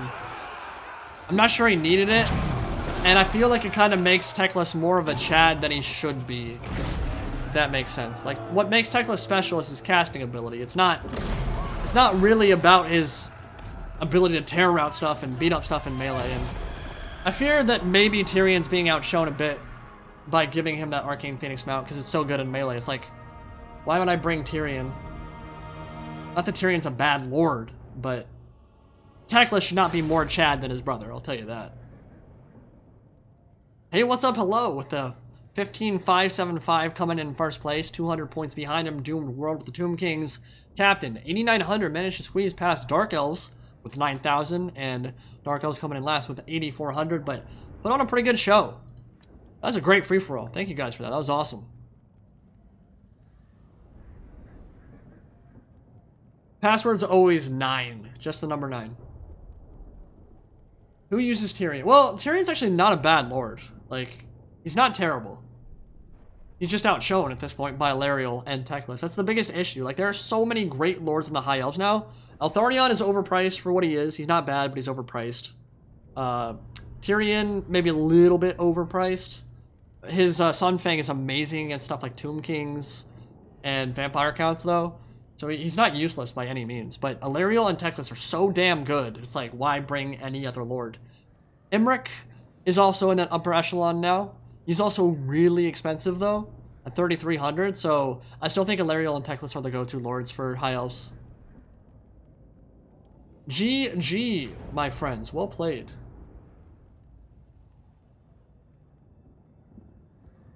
$9,999, dude. Inglorious Bastard is such a great movie.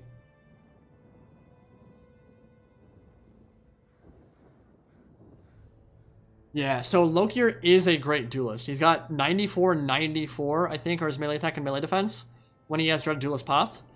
But the issue is that Imric on the charge with his Lord of Dragons debuff, like, just dumpsters your stats. And then makes you weak to fire. And then you get Fireball, too. And remember, he's now double weak to fire because the Flaming Lance is active. Kindle Flame is active. That's 44% weakness to fire. And then you get hit by a Fireball. That will turn it in the High Elf's favor pretty quick. Pretty quick. He might have overcast it, too. So, yeah. If you're able to take a duel where the debuffs aren't active, or force it out before you go in, then retreat, and then go into melee, Lokier should do fine. I don't know if he can beat Imric, probably not, because it's a Star Dragon, but he can do well. But generally speaking, I'd say you don't really want to go Dragon play against High Elves. They have too many tools for it. None of Amontok, Sisters of Avalorn, Bolt Throwers, Tempest is a big one. If they bring Tempest and you bring a Dragon, you pretty much lost. Like, it's really bad news. So that's something to think about, too.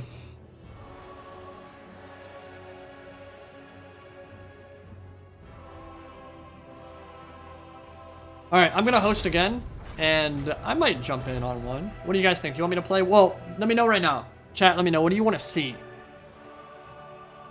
We could do Trials of Tzeentch, we could do 1v1s, we could do more free-for-alls. We could check out more Big Boss shenanigans, watch him beat up stuff in melee. Like, I'm honestly down for whatever. Let me see how long this has been going for. Only 2.5 hours in. I did, yeah. I saw Echoed Hellbrass, a Tzeentchian melee combatant with the Breath of Life. I played a little bit of this campaign already, actually. It's okay. It's still a Chaos campaign. So it still has problems. A lot of them. In some commanders. Well, Dabs for Days, I don't know if you missed it or not, but I've done 3 videos on 40k Total War already. And the short answer is yes, I think it can happen, and I think it will.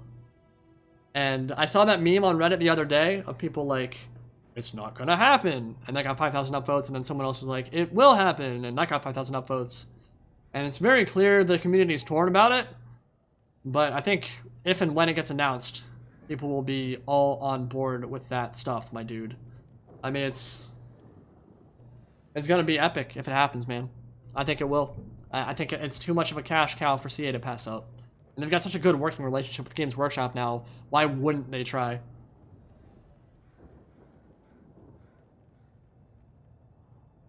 Being able to pick a build, Trials of Tzeentch, free-for-all, Trials, Corpse Cart 1v1s. Destroy my keyboard? Dude, you know what I'm pissed about? I'm gonna host another free-for-all. This one's gonna be called Tzeentch Zan, password 9, not host a spectator. I'm gonna play one. I don't think we'll do Trials of Tzeentch. I think we'll do just regular battle. But free-for-all for sure.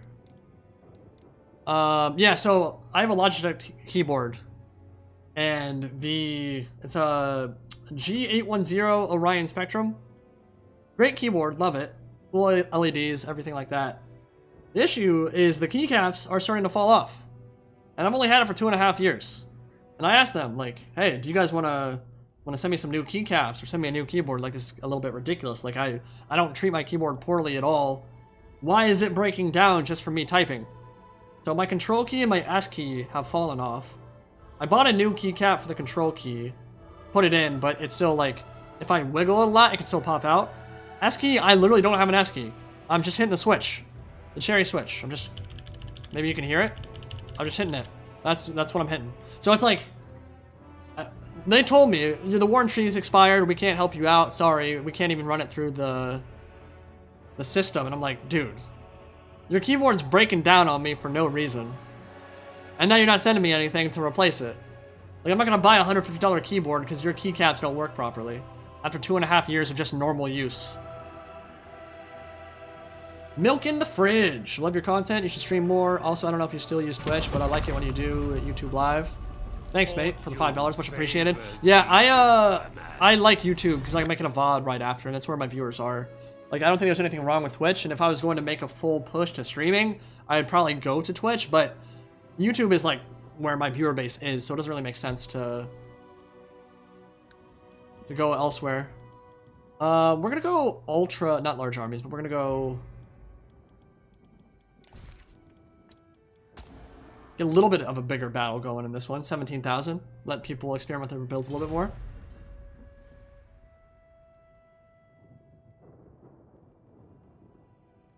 Yeah, it's a good point from Dude World. Yeah, he brought her for missile damage, but like at the end of the day, that's still a lot of money to be spending on a lord who doesn't do anything.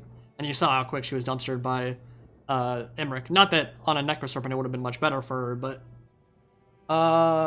thank you for saying good luck. So we're not going to do Trials of Tzeentch for this, guys. We're going to do just normal builds, so make whatever you want to make. Pick a good map for it. And so, yeah, I mean, I don't want to badmouth Logitech, but I feel like the word of mouth thing, like, if you're not going to support your product, then you're going to make me, like, buy new stuff. I don't know about you guys, but I have a Dell laptop from 2003 that's still not broken. I can still use. That's 17 years old, man. And this thing's breaking down after 2.5? Yikes. And I love the keyboard, too. That's what sucks. But I don't know what I'm going to do with that. I think they gave me a discount code that I might use, but do I really want to buy more stuff from Logitech if that's how they're handling their products?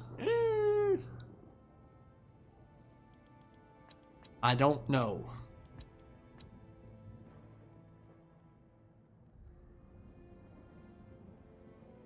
Well, Noah, if it doesn't cost you any money, and you work at a keyboard company, then feel free, my guy. I'm all for it. If you're spending it out of your own pocket, I'd say no, that is not remotely necessary, but thank you for the offer. What's a good map? Tronicane sucks. I wish it was good, but it's not. We can do this one. Okay. What do you guys want to see? What race? And then we can talk about builds. Now, obviously, we're playing on 17,000, so it'll be different style. Like, you get a little bit more fun, so you don't have to make as much sacrifices. But we got Dwarfs, Norska, and Skaven.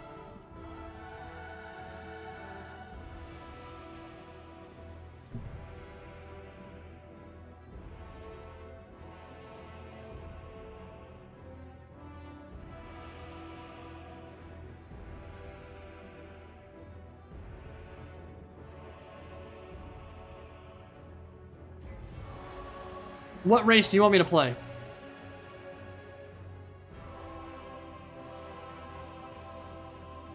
Seeing orcs, oh, it's all orcs. People want the orcs. Alright, we might troll a little bit this game, guys. I mean, it is a big boss stream. I think you know what I want to do.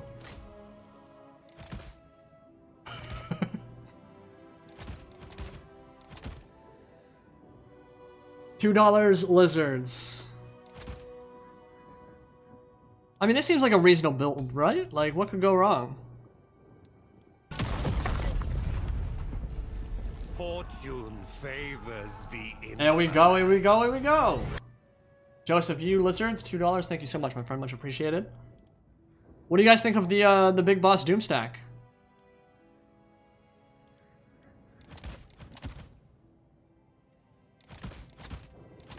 No, we won't do that. If you want to see me like compete hard in this game, it's not gonna happen. We're definitely trolling a bit here. We're trolling a bit. What is the best way to get value out of these dudes? Maybe we should have a couple on... Yeah, you know what? Let's drop... I don't need... This is all a waste. Like, we only need it on a couple. How expensive is it? Actually, you generate some good value just by stripping that.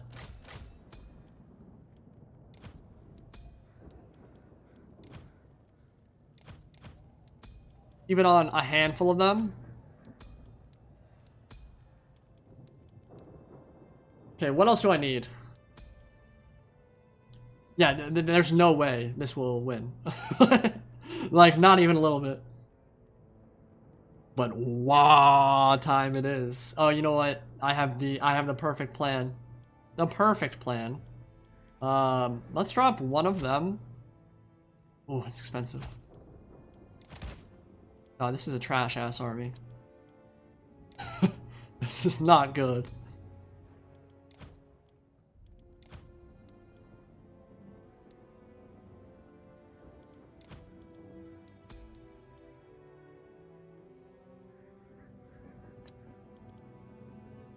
Ooh, I have a plan. A plan is formulating in my mind.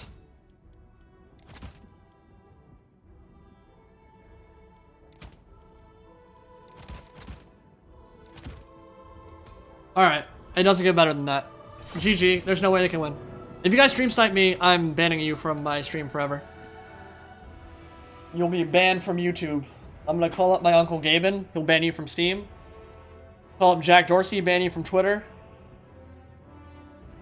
Call up whoever is the CEO of YouTube and ban you here too.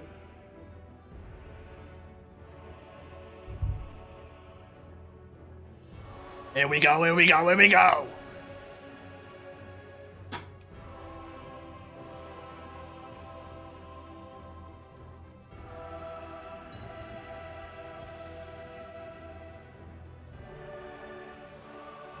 Thane does wish he was the Black Orc Big Boss. But I'm telling you guys, I really don't think he's gonna replace like anything on the Greenskin roster. Like you already want the Troll Hag from either. You already want the Big Bosses because they're so cost effective and cheap and ridiculous with they need stabbing. There's really no reason to get him. Campaign wise, very thematic. The model is one of the coolest they've done. Like my god. I've talked about before how I don't love the Greenskins aesthetic. There's nothing to hate about the Big Boss look. He looks so sick.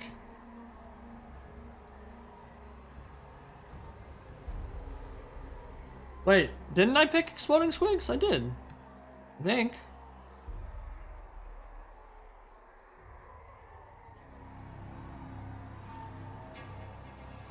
This will be a very high micro army, obviously.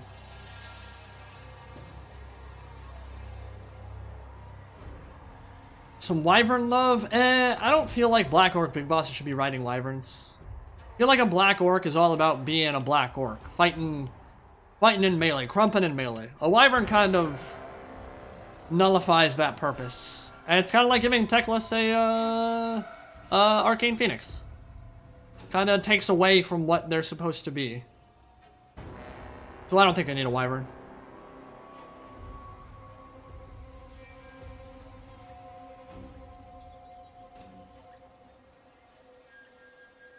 Red goes faster. What I wish they would do with the Boar Boys in this game... Well, honestly, Greenskins need more regiments of renown anyway for orcs. I don't know why the Gobo 11 has been so profuse. Like, CA, like, has a hard-on for the Goblin RORs. Need to be more orcs, but if they got another, like, Orc Boar Boy ROR, they need to be, like, painted red and just have, like, 95 speed.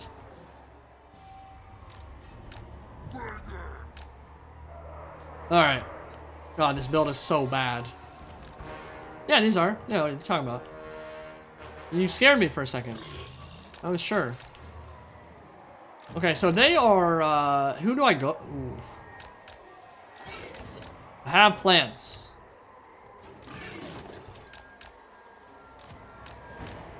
You gotta keep them separated with these guys. That's the main thing. I don't wanna spoil, but you gotta keep them separated. A little bit different than your traditional Splody boy. Bloated corpses have more HP, they're harder to kill, but these guys are obviously a little bit faster. So I need to figure out which one is my... Okay, so that's my boar one.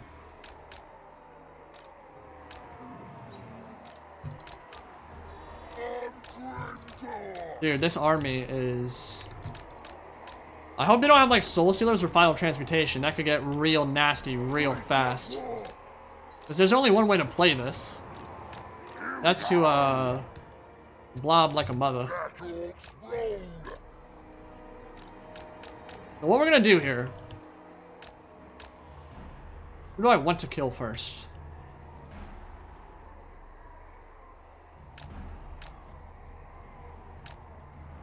Dude, everyone's gonna gang up on me. They're gonna make me sad. I know it.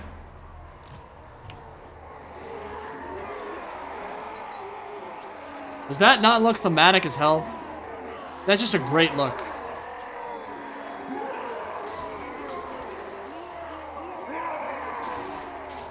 He does look a little bit weird in this lighting though, doesn't he? It looks like he's in a different, like, geographical location in the Black Orcs. The lighting on him's a little funky. Wouldn't mind seeing that armor get blackened up a little bit more, but it's hard to complain about that model. He looks really cool. So game plan here. Move you back. We're obviously going to keep it high and tight. I've got to do that. So it'll be one control group. Big Gun will be another, and then you two hanging out back here. Helios, I have no idea how to say your last name, so apologies. $5. Is it true that Black Orc Big Boss has more splash than Grimgore? I don't know anything about its stats in terms of the hidden mechanics yet, but from what I've seen so far, he seems to have pretty impactful splash damage. So it is very possible that he has more splash than Grimgore, yeah. Now, is he better in melee than Grimgore? Absolutely not. I mean, you can look at the stats here. Minus 10 armor, minus 3 leadership, minus 5 speed, minus 15 melee attack, plus 10 melee defense. It gets even higher with the item. And then I can get up to 64 melee defense, which is no joke, dude. Like, that's crazy.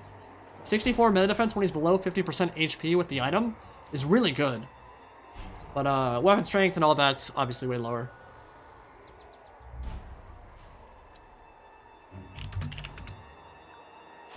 Alright. Thank you for the 5. Fortune favors the infamous. 10 splash. Matt, how do people already know that? Was that broken down in like one of the Reddit posts earlier? So if his splash attack is 10, what's Grimgore's?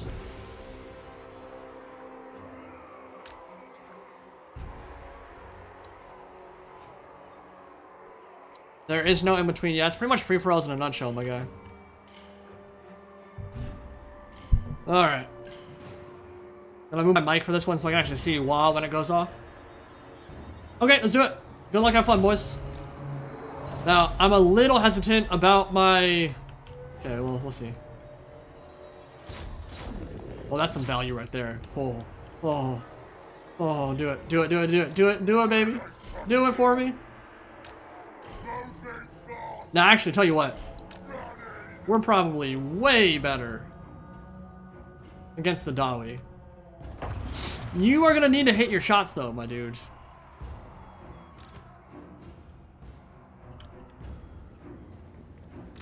Yeah, he's got all iron breakers and stuff. Let's let's go there. I feel like we have an army that can deal with that. Come on. It's disappointing. You need to be doing more damage than that. The organ guns scare me. Let's... Gotta keep them separated. Now I'm a little bit scared about getting these choke points. Like, this could get ugly real fast. Big gun needs to move up. Nice shot. There we go. Okay. Trying to get some value. Grimgor has 6 splash. Yeah. Now, having more splash doesn't necessarily mean you're better. Like, in a pure infantry grind, like, there's obviously a lot more that goes into it than just splash damage. But having 10 splash and being able to hit 10 targets at once really doesn't sound bad. Oh, there's an Ashen ambush. Okay, well, I'm doing the right thing coming this way, then. I'm gonna be the last one into melee, dude. But what's back there? Land rats. Okay, I don't care about that stuff at all. So... we need to move these in immediately, and... oh my god, please. This is like the most boring battle music ever. What's happening? Alright.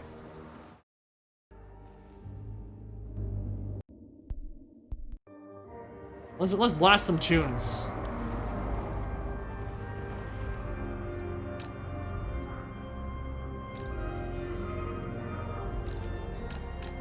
Come on, Big On. Okay, so he's already up to 6,000 points. Dude, I might get into this too late. Like, look at this is crazy.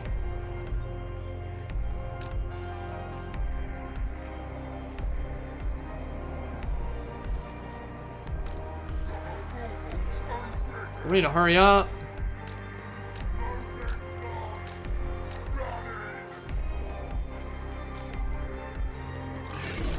We gotta move these out to the flank. Oh yeah, we're gonna get blobbed up here. The organ gun's ready to fire at me, so I need to get on top of that immediately. You know what? It might be worth it to just kill this. Oh, no, no, no, no, no, no, no, no, no, don't you dare, don't you dare. Don't you dare. Cover. Miss. No. You dick. Who would do this?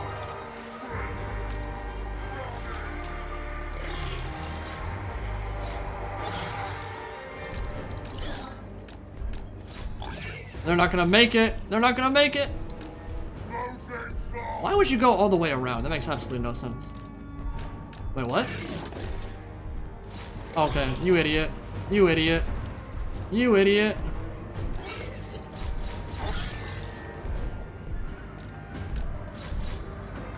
They can route too. That's unfortunate.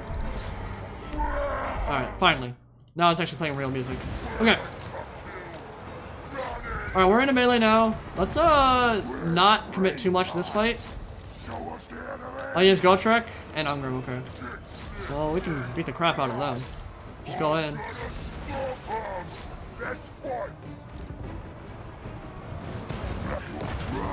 Yeah, nice. Getting them blobbed up there. Get the Black Orc to support. Get on top of the organ guns. And then Grimgor can pop all this stuff. And let's debuff Ungrim. Now Felix is in there too. But I think we can take that fight. See how they do? Crimson Killers are gonna get into the back line. Orc Warboss coming in too. Emperor Killing Blow. Yeah, they're doing good here. Okay. We're gonna hold on to those for now. And maybe just go into melee. Oh, this guy's getting murdered. The regen is starting to... this is... none of the Black Orcs actually made it into melee. I think we gotta pull these out. It's happening. Yeah. Now is the season. Now we can beat up on... we should kill Felix first, for sure. Get that full surround off. You guys come in. Shut down the range play. You just go into melee. Black Orcs, come here.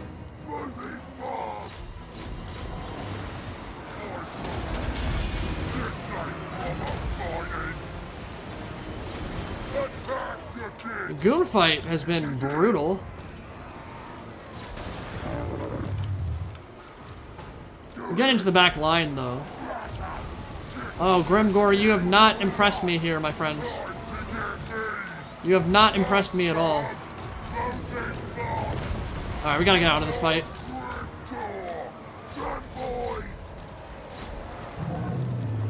Alright, we're tying down all the range stuff, which is good. Lost still hasn't popped because we don't have enough single entities. Grimgor's routed, you loser! Alright, Felix is broken off now. Lost popped. Okay, let's do that. Come on back, Grimgor.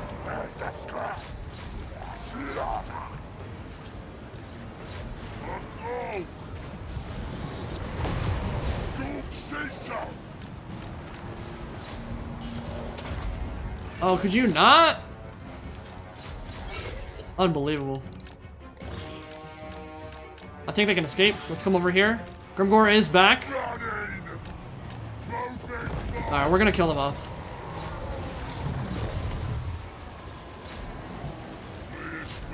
So we're in third for right now. We might have joined this fight too late. Yeah, I don't want to use them yet. There's not a lot of value to be generated yet. Look at all this infantry. There's nothing to use it on. So I want to hold on to those. We'll chase them off over here. We'll bring these back. Oh, Ungrim, we should not be letting our big gun fight Ungrim like that. Black Orcs come. Come here. Oh my god, get out of here. Together, they should be able to kill him quick. Grimgor's in here too. Let's debuff him, and now we can kill him. Yeah, Ungrim's gonna die. Big gun's still okay. Gonna bring them over here and get them in a good spot.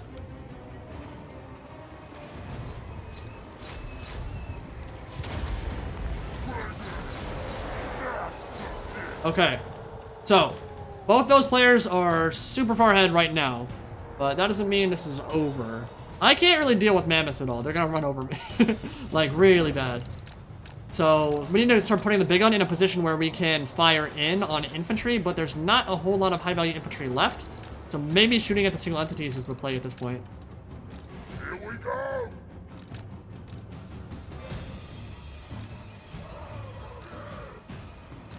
All right, stop routing.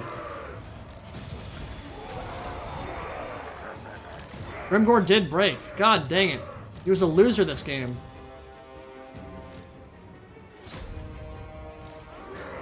Even had Black Orc support and he still got pooped on. Okay.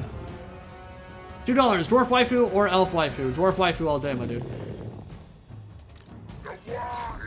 Crimson Killers got destroyed by something. It must have been the Iron Drakes. Alright, we gotta just ignore this stuff at this point. That stuff don't matter at all. So what's left that I can kill that would give me some value? Killing the mammoths, but yeah, there's zero chance we win, but I'm not even sure we're gonna Fortune favors. get in a spot where we can like get second place. Like he Vanguard deployed everything right here, and now it's just like a point city right at the start. I didn't have enough time to get over. But we'll keep the Super Squigs like together, but not directly together. They don't have much value to be earned here at all, unfortunately. Kill these Warhounds. Alright, Big Gun? How you doing? Not that well. Alright, here come the mammoths. Well, let's kill a Soul Crusher if we can. Now this is the fight I like to see. Show us the enemy. Let's support them if we can. And hell, if we can fight these mammoths in the woods, that'd be great for us. Haven't landed a shot. Sounds about right.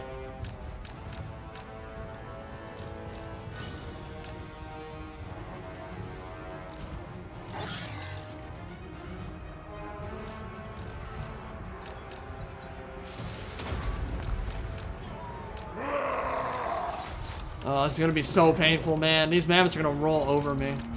Yes. And he's got Miststalkers in there too, yikes. This is for more. We're about to mass route, boys.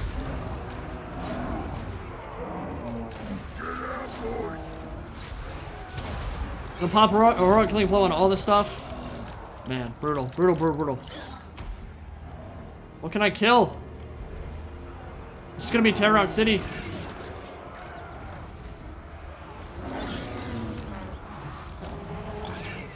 Here we go!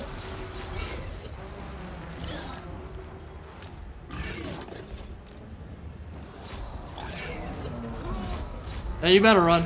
You better run. No. Oh my god, one hit. Ah, we got a little bit of damage done.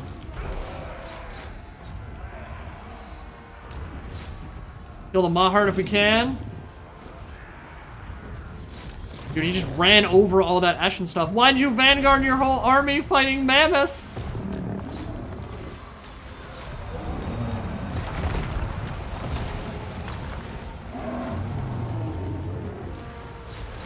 Oh, we got Wolfric isolated. Do some decent damage there.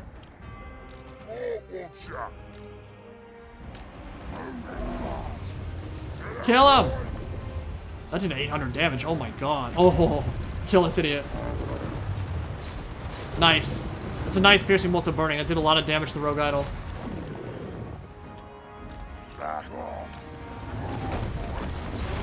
Wolfric's gonna die. Hell yeah. Well, we're getting some points out of him anyway. I mean, the rest of this terrifying horde is gonna be way too much, but Wolfric's dead. Oh my god, he died so quick. Nice. Yeah, you better run. You better run, Norska. We're coming.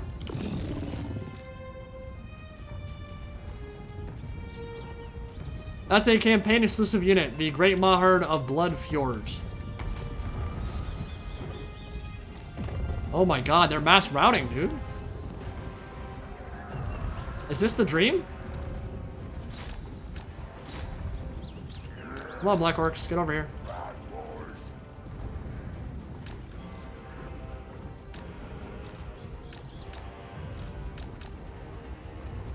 Oh lord, those Miststalkers are gonna murderize my face. And so is the Soul Crusher.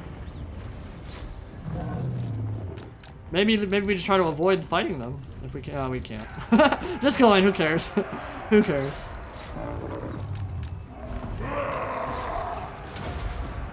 Try to get points on the Great Mahard if I can. Come on, Dabigun. I believe in you. These Black Orcs are the slowest things known to man.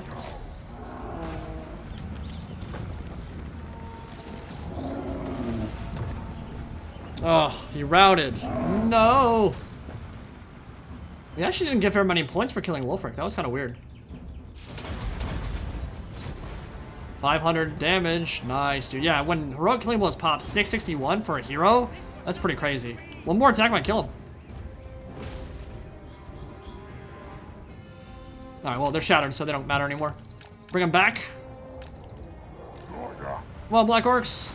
Are Skaven still around, or they're dead? Alright. Let's go down. Oh, load. This is my nightmare.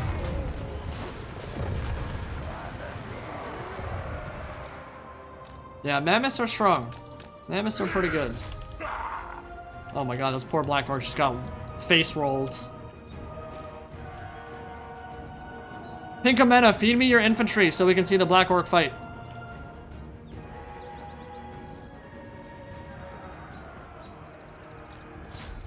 Before this is all said and done, feed me some points.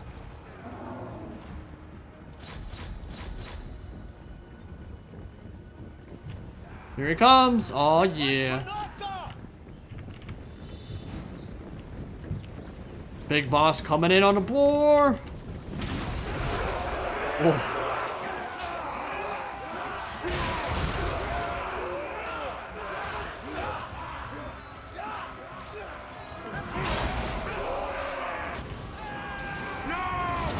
And then the mammoth comes and he does. Hey, he's a beast.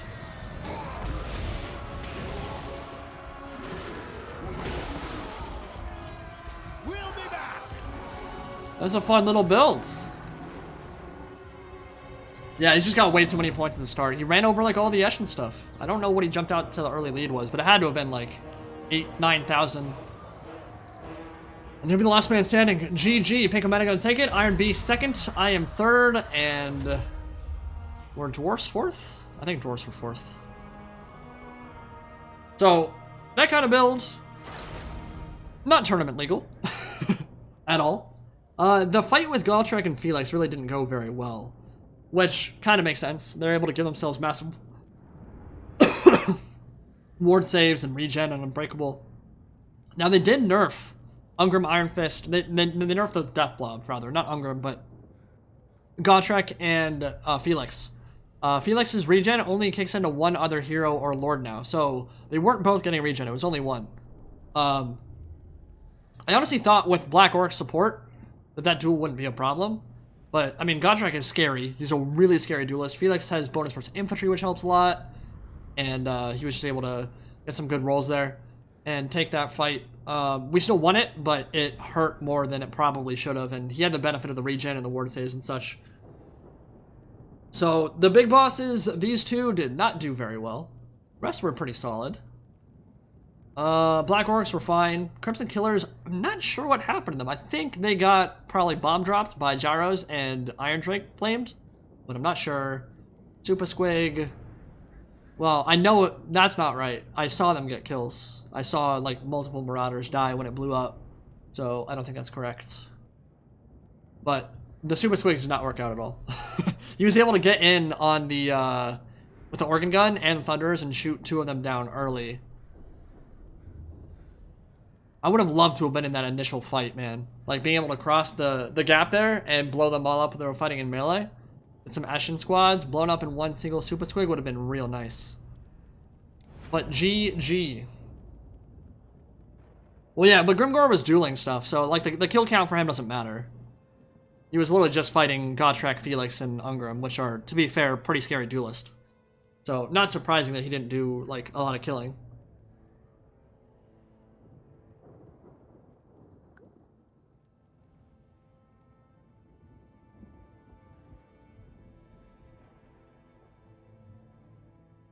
Google search, Steam download location change.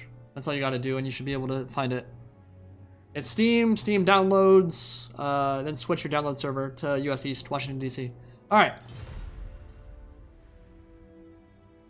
GG there. I am going to re-host so we get some new players in. We'll probably play one more here. Might do a Trials of Tzeentch for the funsies. This one is named Tzeentchian Zoop. Password is 9, and we're going to play Trials of Tzeentch for this one. So I will not play Greenskins. What is a free-for-all map we've not seen yet? Let's do this one. Let me know in chat what faction you want me to play. We'll re-roll twice and go with the second one. Big Boss is solid, dude. It's not bad. It's definitely not bad. My overall opinion is that he will not take the place of Goblin Big Bosses, but I think he has some uses. Especially if you're going for a troll theme build. That AoE immune to Psych is a pretty big deal. Yeah, he's free. He's with the Skulls for the Skull Throne update. You should already have him. He should already be downloaded. Black Orc Big Boss. There you go. Rocking them thematics. So we got Commander Nuno, Big Baff, Black Orc Big Boss, and myself. What faction do you want me to play? Beastmen, Empire, Skaven, Bretonia, Skaven, Coast, Chaos, High Elves. Ugh, there's not a whole lot of agreement there.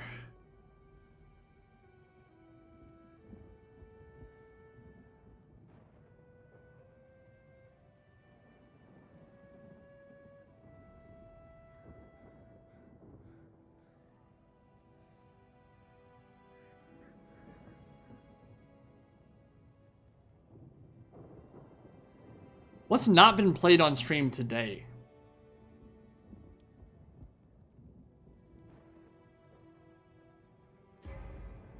Beastmen have not. It might just be Beastmen. And Bretonia. Alright, it's down to Beastmen and Bretonia. Beastmen or Bretonia, let me know. Now remember, reroll twice, guys. Reroll twice.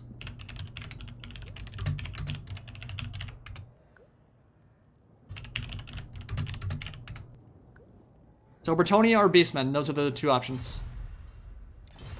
Now, Bretonia autogen is not very good. Like at all. Like, you need specific builds to succeed with Bretonia, so if we get that, I don't think that will go very well, especially on a map like this one, which is very choke pointy and not good for Cav.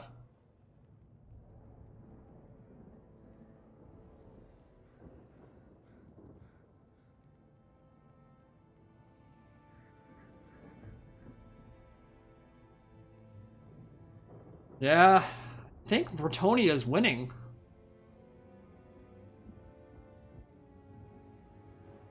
Yeah. Okay, so, you know what? I will auto-gen Bretonia. 1, 2. Oh my god. Should I change the map? Should I give myself a chance to actually win this one, or should we just play on this very choke pointy map? This is a horrible map for this kind of build. Oh my god, it's gonna be Micro City, my lord. I'm not sure I'm ready for this. Second game of the day, you guys are putting a lot of pressure on me. Yeah, you guys would like to see me at least have a chance of winning, so let's change the map so it's not, like, stupid.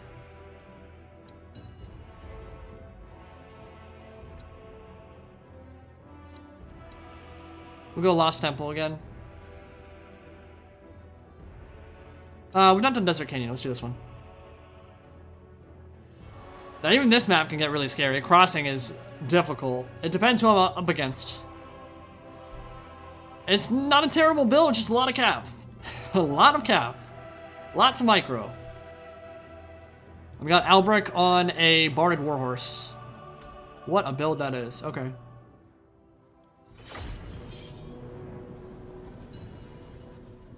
Good luck, have fun, dudes. It depends on the unit for the Greenskins. So overall, I don't like their aesthetic because they're big, green, stupid gits. But Black Orcs are awesome. They look really cool. Black Orc Big Boss looks really awesome. Grimgore looks really awesome. Rogue Idols look really awesome. I like their Borkav. I like their spiders. But, I mean, they belong in Warhammer. They're perfect for the setting. Just there are factions that I like their visuals more.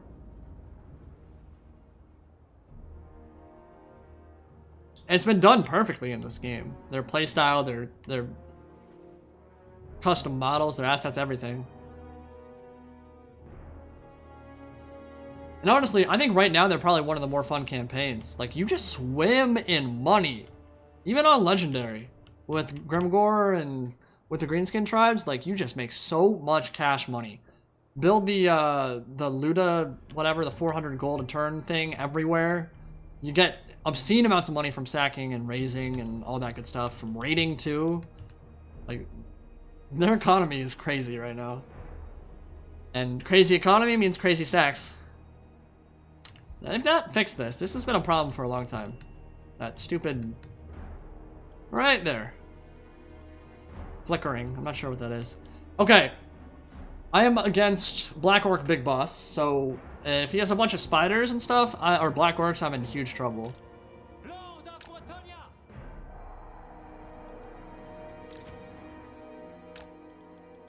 What we're gonna do here, I think, is, well, it really depends about artillery. So I can't move across these if there's a lot of artillery. And a big issue with this map is it's pretty small. So, like, for example, well, actually there's not a lot of artillery on the other side either. Lizardmen, Wood Elves. Ideally, on like a perfectly open map where I can easily flank, fighting Wood Elves would be perfect for this kind of build. Like, this is not a bad build at all. The downside is that flanking is really hard right now, and most of this will have to be frontal charges. Which is not really where Knights of the Realm thrive. So I foresee this being an absolute disaster and just feeding a lot of points and this sucking really horribly. But we'll do our best. Tzeentch blesseth and Tzeentch taketh away. So we'll roll him with 2 Knights of the Realm. Actually, we'll roll him with Questing Knights and a unit of Knights of the Realm. That'll be kind of like my line breaker. Armored in faith. Be one control group right there. This guy's dismounted. No, he's not. Okay, never mind. Let's keep them together then. Orders. That's one control group. Infantry will be the last control group. So you guys 3. Defenders of the realm. You guys 3. Awaiting orders. You guys 2, and then y'all together. And obviously we're gonna spread out the Grail Reliques so that we have full coverage of our battle line, which is relatively pathetic. Spearmen at arms. We are ready. Oh, this is gonna be really bad, guys. This is gonna be so bad. Alright, let's flex those fingers and get ready. See an opportunity, I might do a little something like that. But I think greenskins have to be my main priority at the start. Good knights. Hue of heart. Knights errant.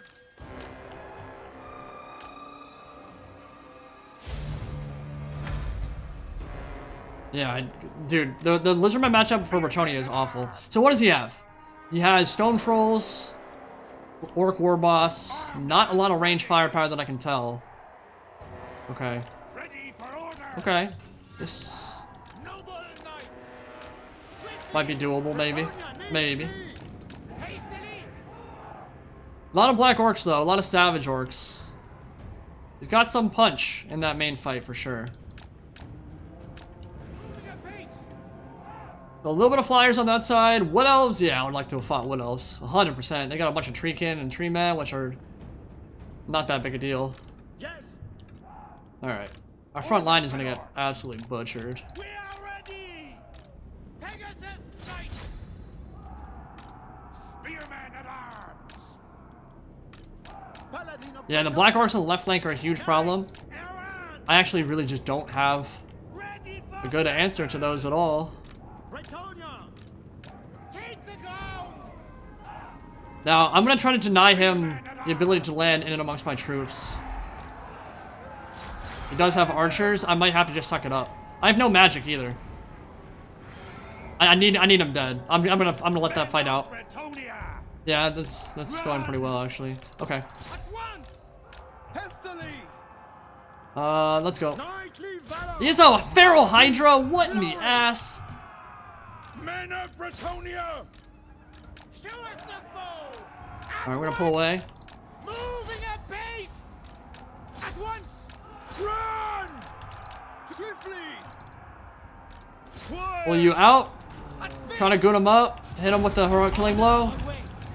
At once. Okay, we're gonna overlap here. We're gonna have to go in. Knights of the realm. Put squires in the front, and you guys, let's try to pull you out. Moving apace. Take the ground.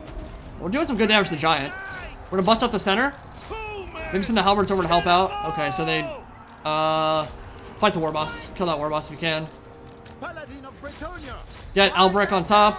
Stay away from the stone trolls. Send the infantry in. For Britannia. And actually get a full surround off on that. That'd be great. Help them out with the immune to psych. We serve. Hail.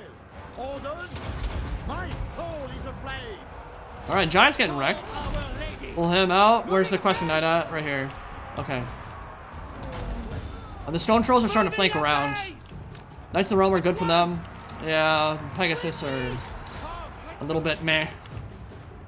Okay, we got that full surround off on this side. That was beautiful engagement. Now let's make sure we break that for good. Kill off that cap if we can. Albrecht, and you guys need to pull out for sure. Come around here. You guys are way too far into the teeth. They actually got a full surround off, which is not good. Is that unbreak? No, just regular orc boys. So Wasp popped. I think we avoid melee for now if we can. Kill the Logie Bogie Spore Floaters. Pull this stuff back. He was able to kill both Pegasus Knights. That's Lord of Britannia. kind of embarrassing for them, honestly. But did what I could there. So I gotta stay away from this main fight.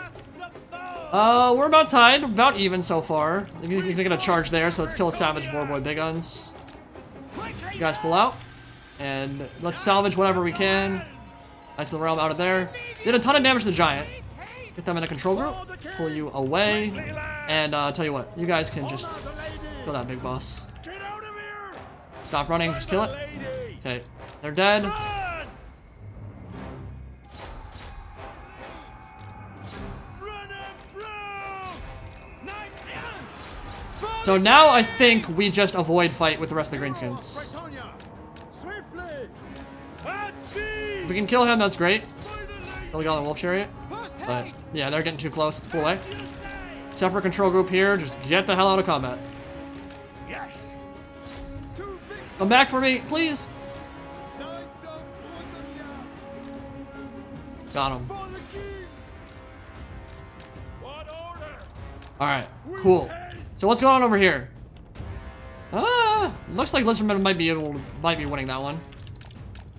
I'm not worried about this. Just waste time. You guys come over here. Run, man! Pegasus did come back. Sweet.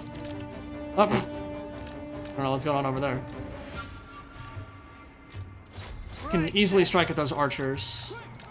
Send the infantry across. Kill this.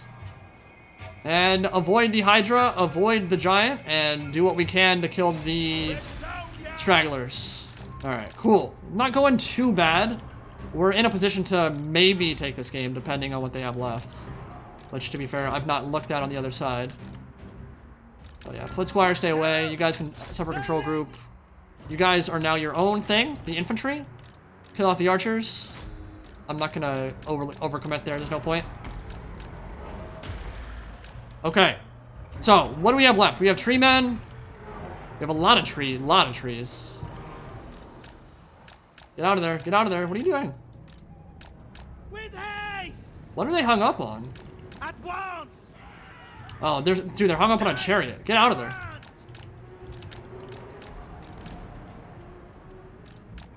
Swiftly! Come across. What can we snipe out? Those are dryads. Let's kill them. We'll wait for the Pegasus. Oh, he's got a... Well, that sucks. Dude has a solar engine with Stilodon, and I don't have a way to kill it with all this. Oh my god, he has Blessed Horned Ones and Paco Pac. That's GG. I can't deal with that at all. I don't have enough tools for that. Not even close. Dude, he has like 6 horned ones. What the hell? Just gotta get out of range. Run down the tree king, get some points. Let's shoot the gap there. I cannot believe how much cav he has. He has better cav than I do. I'm Bretonia. What the hell?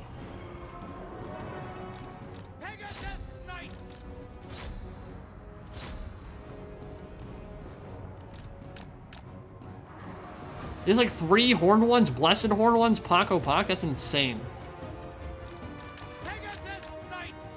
Well, can't really support it any better. Oh my god, they're gonna rout. Are they faster too? How are they able to catch up to Pegasus Knights?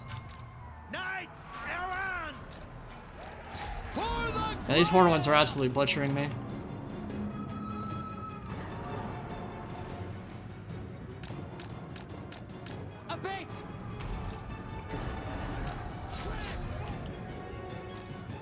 I gotta stay away from that cav. I can't feed him more points. Knights of Bretonia, remember your vows. Alright, we're gonna play this very conservative. We need Greenskins and Lizardmen to fight now. I've done a lot of fighting. I need to chill. Break. Oh, they won. Barely. We'll hang out back there, get some freshness going our way. And then we'll retreat these to the side. And maybe Lizardmen and Greenskins will fight a bit.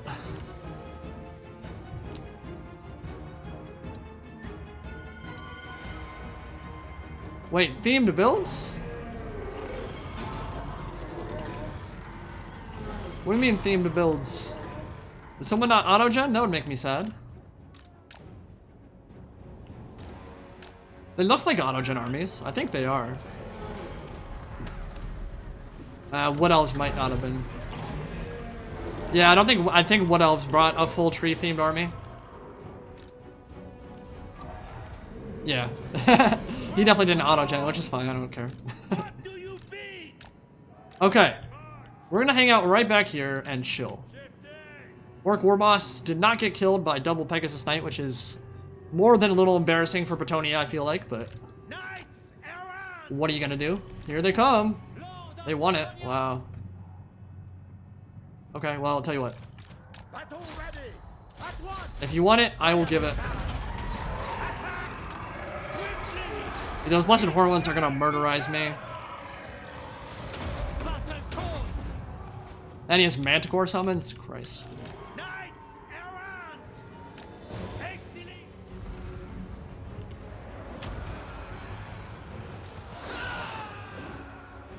That's not a horrible fight. It's actually going pretty well. Paco Paco getting melted. If we can finish that off quick, we might be okay. Maybe. Probably not, but maybe.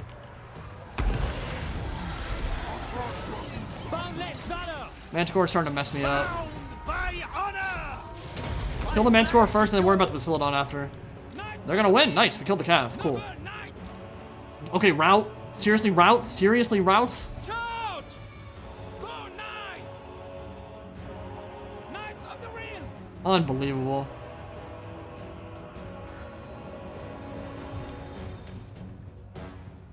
Lord of Bretonia! For the Lion! I can't run away. Blessed Horn one's OP, dude. Oh, that's so annoying. Of the realm! Alright, now we're doing great damage here, though. We're gonna chill. We're gonna just go after him, I guess. And some good damage on the dino, but now we gotta run. Bretonia, on to glory! Quickly! Dude, they're still alive. I can't believe it. Honor before glory! Apparently, Black Orc Big Boss is compatible with old saves. That's cool. At what? True Bretonian! We have a chance at this, just not a very good one. Moving apace! Apace! I feel like Lizardmen are who I need to gang up on.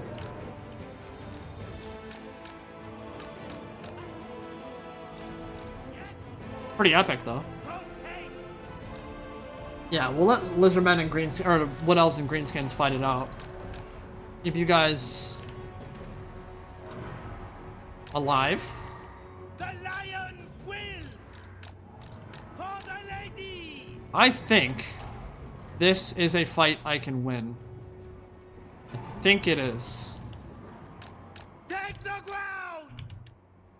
I would love to have my infantry over here, though. Let's chill.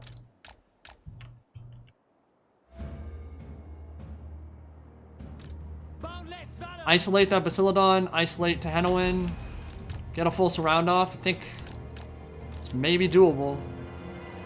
Need them to stop being exhausted, though. Swiftly! Quickly! At what? Moving apace! Take the ground! Apace! At speed! Hastily! Full tilt! Charge! Understood! Post haste! Victory is assured! Here we go. Moving apace! I am with you! Nicely played from him there. Lady! Moving apace! Should be able to kill them quick. Glory! Spurn them! My strength is yours! Knights Alright, around! kill that. Kill that. Ride them down! Alright, now you run. Quickly! Dude, why are the Pterodon Riders so tanky? Take the ground! Hastily! Okay, they're dead. Ready! I had to fully kill them off before they actually died. That's insane. At once! Albrecht, if you die in there, I'm gonna be really pissed at you.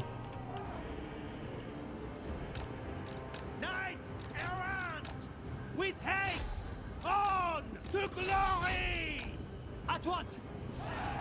Apace! Knights! Done! It shall be done! Alright, we're gonna get Albrecht around. The We're lion! gonna pull out of that fight. Post Get a full charge haste! into the back of this. Take the ground! Flare them out, and then you guys come to this side and... Oh god, I forgot about that stuff. Oops. Well, they were gonna die anyway. So whatever, not a big deal. Alright. Questing knight. Oh my god, why are you routing? Knights You guys are wusses. take the ground. Noble and pious, true Bretonian, to victory, The lion's will. the king, Charge. honor awaits. Nice, that did some good damage. Bretonia, for the king. Ride them down. Full surround off here. Charge. Keep that cycle charge game going strong.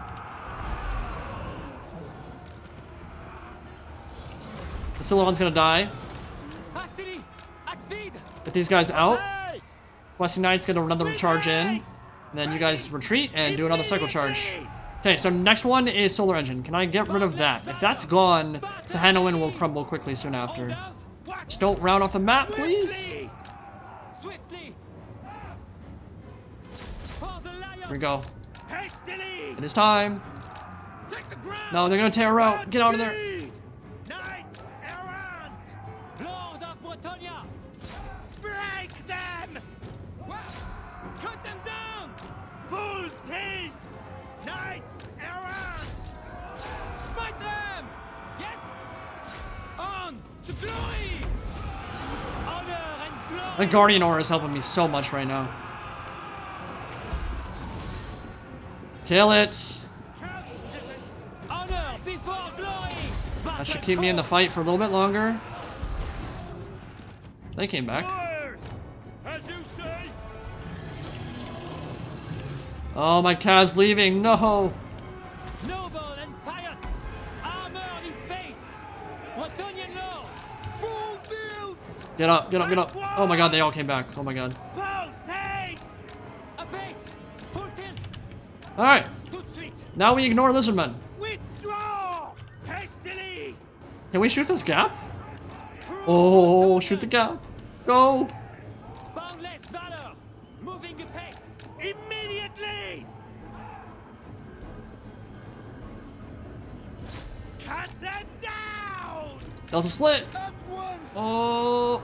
Lord of Bretonia, Ready. They're gonna rout anyway, so I need to just send them in. take the ground.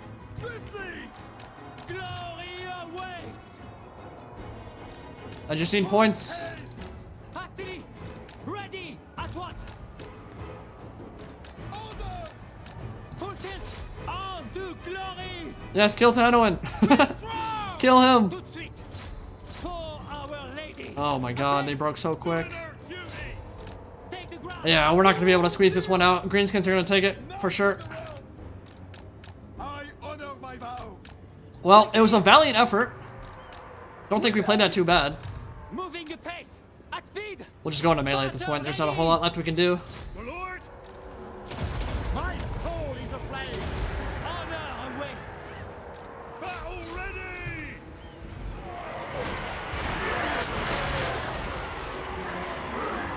Not bad, that was fun.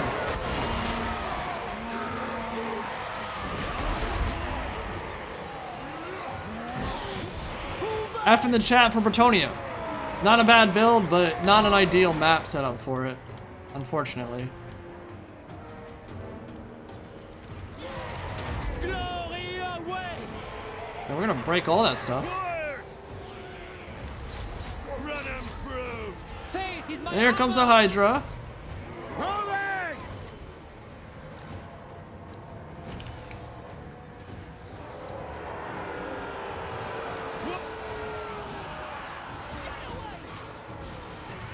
Get away. And Albrecht will make his last stand.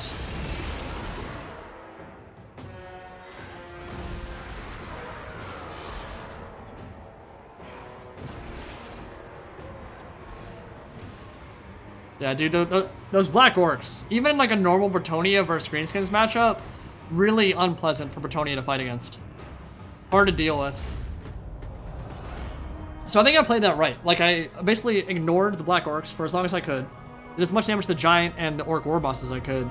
And then when the engagement with him was untenable, I was just like, alright, I'm gonna go somewhere else. And, I mean, we killed Lizardmen, finished them off. I can't believe he still had more points than me at the end. That makes me sad. It's because I didn't do enough damage to the Greenskins.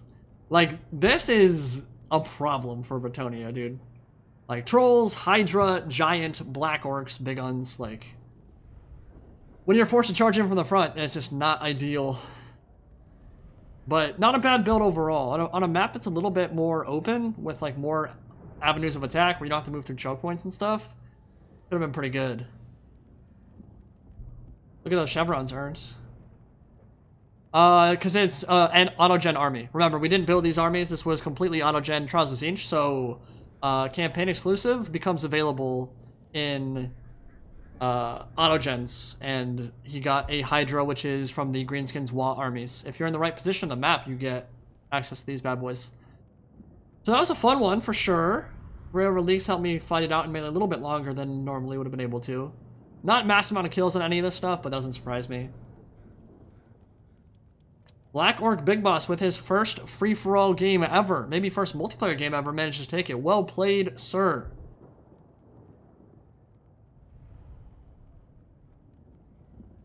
I did Grimgore with Black Orc Big Boss's last game, my guy. You can go back and watch it yourself.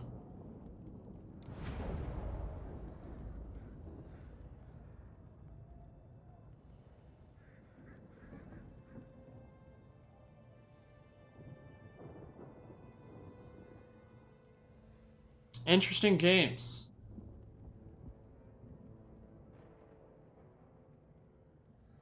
Alright.